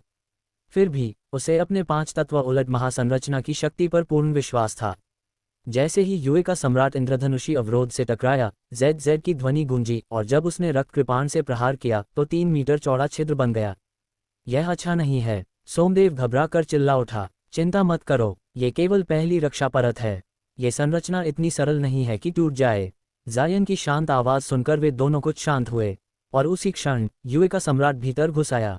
जब सोंग मिंग और उसके साथियों ने देखा कि युए सम्राट सीधे ध्यानमग्न अवस्था में पद्मासन लगाए बैठे जायन पर आक्रमण कर रहा है, तो सबके हृदय भय और आघात से भर उठे। हालांकि वे भली भांति जानते थे कि उनकी शक्ति उस दानवी रक्त खड्ग के प्रहार को रोक पाने में पूर्णतः असमर्थ है, फिर भी सोंग मिंग और अन्य कल्टिवेटर्स ने प्रतिरोध में अपने हाथ उठा दिए और केवल कुछ क्षणों के लिए ही सही, आक्रमण को धीमा करने की आशा में अग्निगोले बरसाने लगे। साथ ही उन्होंने 8 ताबीज फेंके जो हवा में विशाल पत्थरों में बदल गए। किंतु ये सब व्यर्थ सिद्ध हुआ, क्योंकि रक्त खड्ग से निकली हुई विकराल काली आभा की एक हल्की सी लहर ने उन सभी आक्रमणों को ऐसे बहा दिया जैसे वे अस्तित्व में ही न रहे हों, और अग्नि तथा पत्थर पल भर में पुनर्तः लुप्त हो गए। खड्ग की काली धार ने एक बार फिर दिशा बदली और निर्ममता से जायन की ओर कटती चली आई। जब जायन ने उस तीक्ष्ण विनाशकारी खड्ग प्रहार को अपने सिर पर गिरने ही वाला देखा, तब भी उसके चेहरे पर न कोई भय था और न घबराहट, केवल होठों पर एक हल्की सी व्यंग्यात्मक मुस्कान उभरी।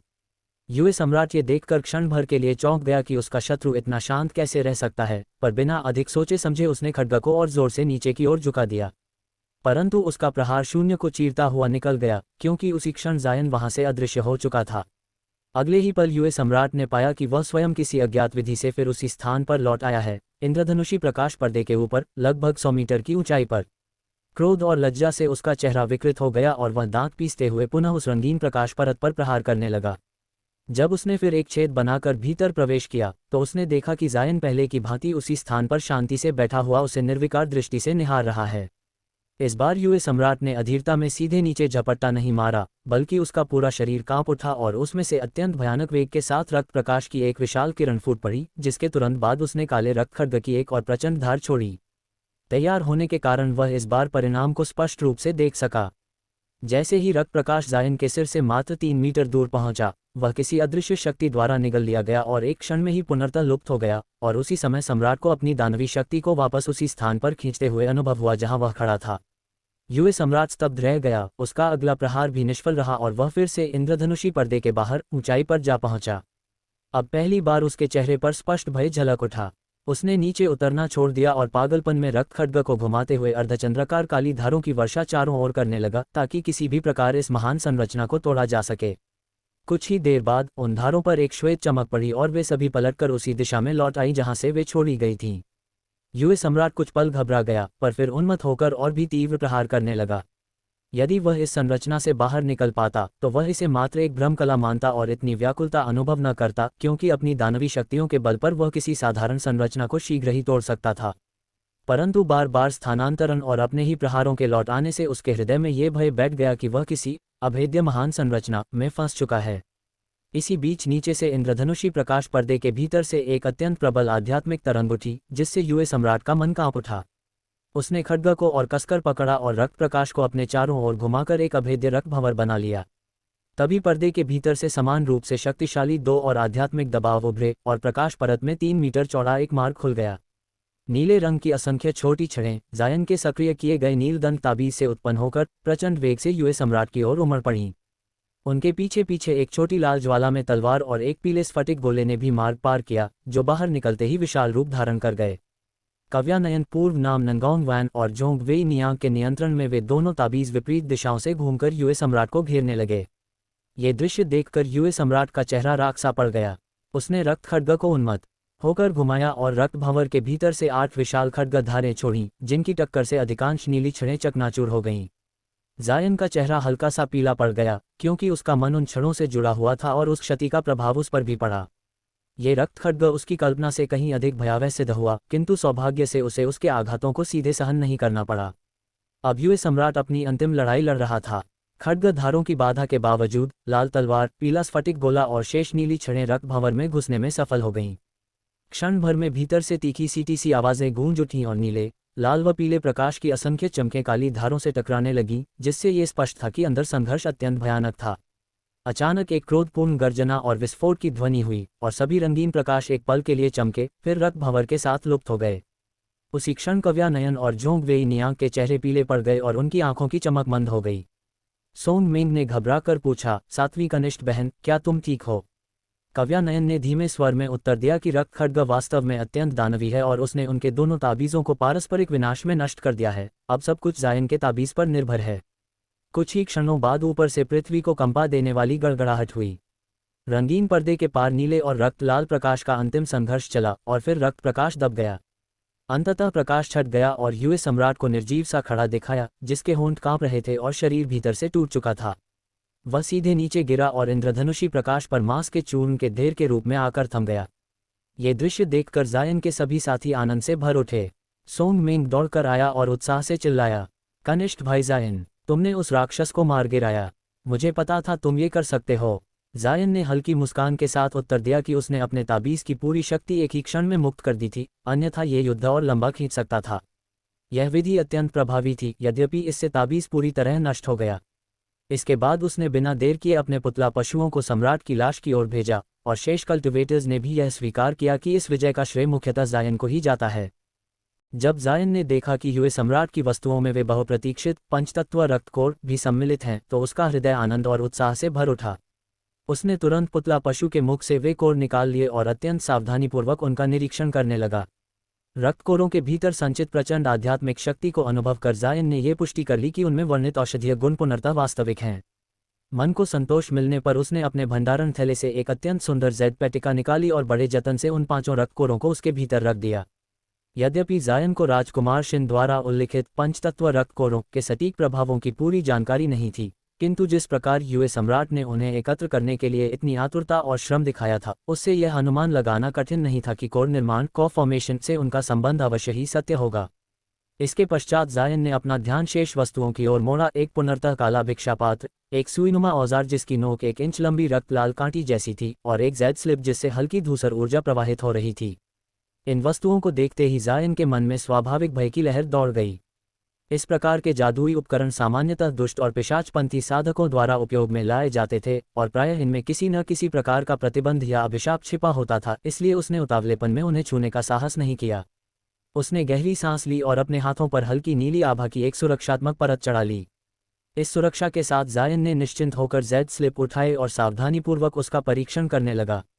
अजीब सी ऊर्जा के अतिरिक्त उसमें कोई स्पष्ट प्रतिबंध दृष्टिगोचर नहीं हुआ, जिससे जायन ने राहत की सांस ली और धीरे धीरे अपनी आध्यात्मिक चेतना को स्लिप के भीतर प्रविष्ट कराया।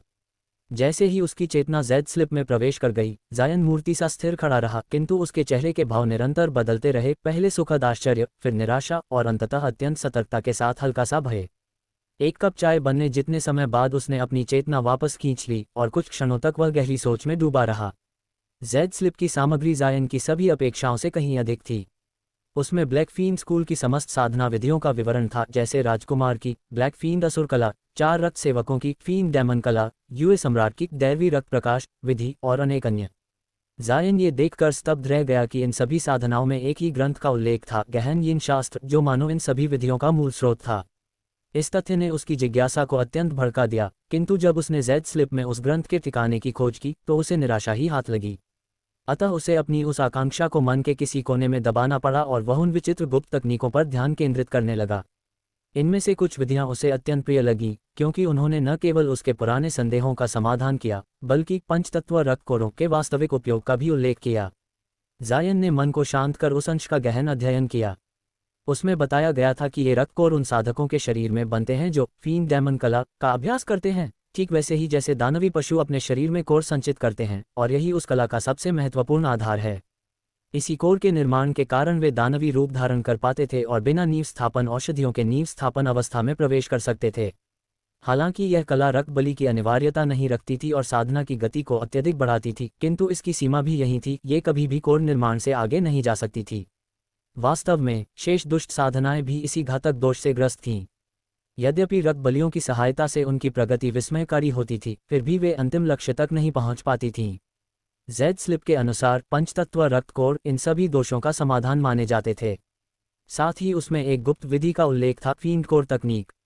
इस तकनीक के अनुसार यदि कोई साधक इवन नींव स्थापन की अंतिम अवस्था में और कमजोर प्रतिभा वाला ही क्यों न हो, इन रक्तकोरों का विधिपूर्वक सेवन करे, तो उसके पास 1/3 संभावना होती है कि वह फीन कोर का निर्माण कर ले, जो एक प्रकार का कृत्रिम स्वर्ण कोर होता है। इस कोर के निर्माण पर साधक की शक्ति यद्यपि वास्तविक कोर निर्माण साधक से कुछ कम होती थी, फिर भी अंतर बहुत अधिक नहीं रहता था और आयु वृद्धि का प्रभाव भी लगभग समान होता था। ये पढ़कर जायन का हृदय मानो उछल पड़ा, 1/3 संभावना। ये तो सचमुच स्वर्ग विरोधी अवसर था।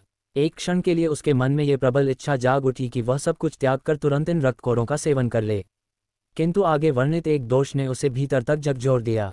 चूंकि फीन कोर कृत्रिम था, उसमें आगे प्रगति की कोई संभावना नहीं थी। इसका अर्थ था कि जीवन भर साधना प्रारंभिक कोर निर्माण अवस्था से आगे नहीं बढ़ सकती थी। यदि केवल यही सीमा होती तो भी शायद जायन इस अवसर को हाथ से जाने न देता, क्योंकि त्रितत्व परिवर्तन विधि अत्यंत अनिश्चित और अविश्वसनीय थी और उसे उस पर कोई पूर्ण भरोसा नहीं था। वह तो केवल नील तलवार सार कला के संस्थापक की कल्पनाओं पर आधारित एक अपरीक्षित मार्ग था। इसके विपरीत इस फीन कोर तकनीक का स्वर स्पष्ट रूप से बताता था कि इसका प्रयोग पूर्व में किया जा चुका है। 1/3 संभावना अत्यंत लुभावनी थी। जहां तक नवजात आत्मा अवस्था तक न पहुंच पाने का प्रश्न था, वह लक्ष्य जायन के लिए अभी केवल एक स्वप्न ही था। वर्तमान में उसका सर्वोच्च लक्ष्य केवल कोर निर्माण था, भविष्य की बातें वह बाद में सोच सकता था। किंतु अगले विवरण ने उसे पुनर्तः अवाक कर दिया। उसमें लिखा था कि फील्ड कोर बनने के बाद दानवी ऊर्जा लंबे समय तक निरंतर निकलती रहती है, जो धीरे धीरे साधक के मन को क्षीण करती जाती है। यद्यपि व्यक्ति अपनी स्मृति पुनर्तः नहीं खोता, फिर भी बुद्धि की तीक्ष्णता और मानसिक स्पष्टता का क्षय अपरिहार्य होता है। ये पढ़ते ही जायन का हृदय कांप उठा। उसकी सबसे बड़ी पूंजी ही उसका विवेक, उसकी चतुराई और उसकी स्पष्ट सोच थी। इन्हीं के बल पर वह आज तक साधना जगत में स्वतंत्र रूप से जीवित रहा था। अतः केवल एक क्षण के आंतरिक संघर्ष के बाद उसने पंचतत्व रक्त कोरों के उपयोग की सभी इच्छाओं को पुनर्तः त्याग दिया। इतना कुछ करने के बाद भी उनका उसके लिए निष्प्रयोज्य सिद्ध होना उसे अत्यंत खिन्न कर गया। फिर भी कुछ और सोचने पर उसे कुछ अटपटा लगा। यदि ये दोष इतना घातक था, तो युए सम्राट ने इन कोरों को इतनी मेहनत से क्यों साधा?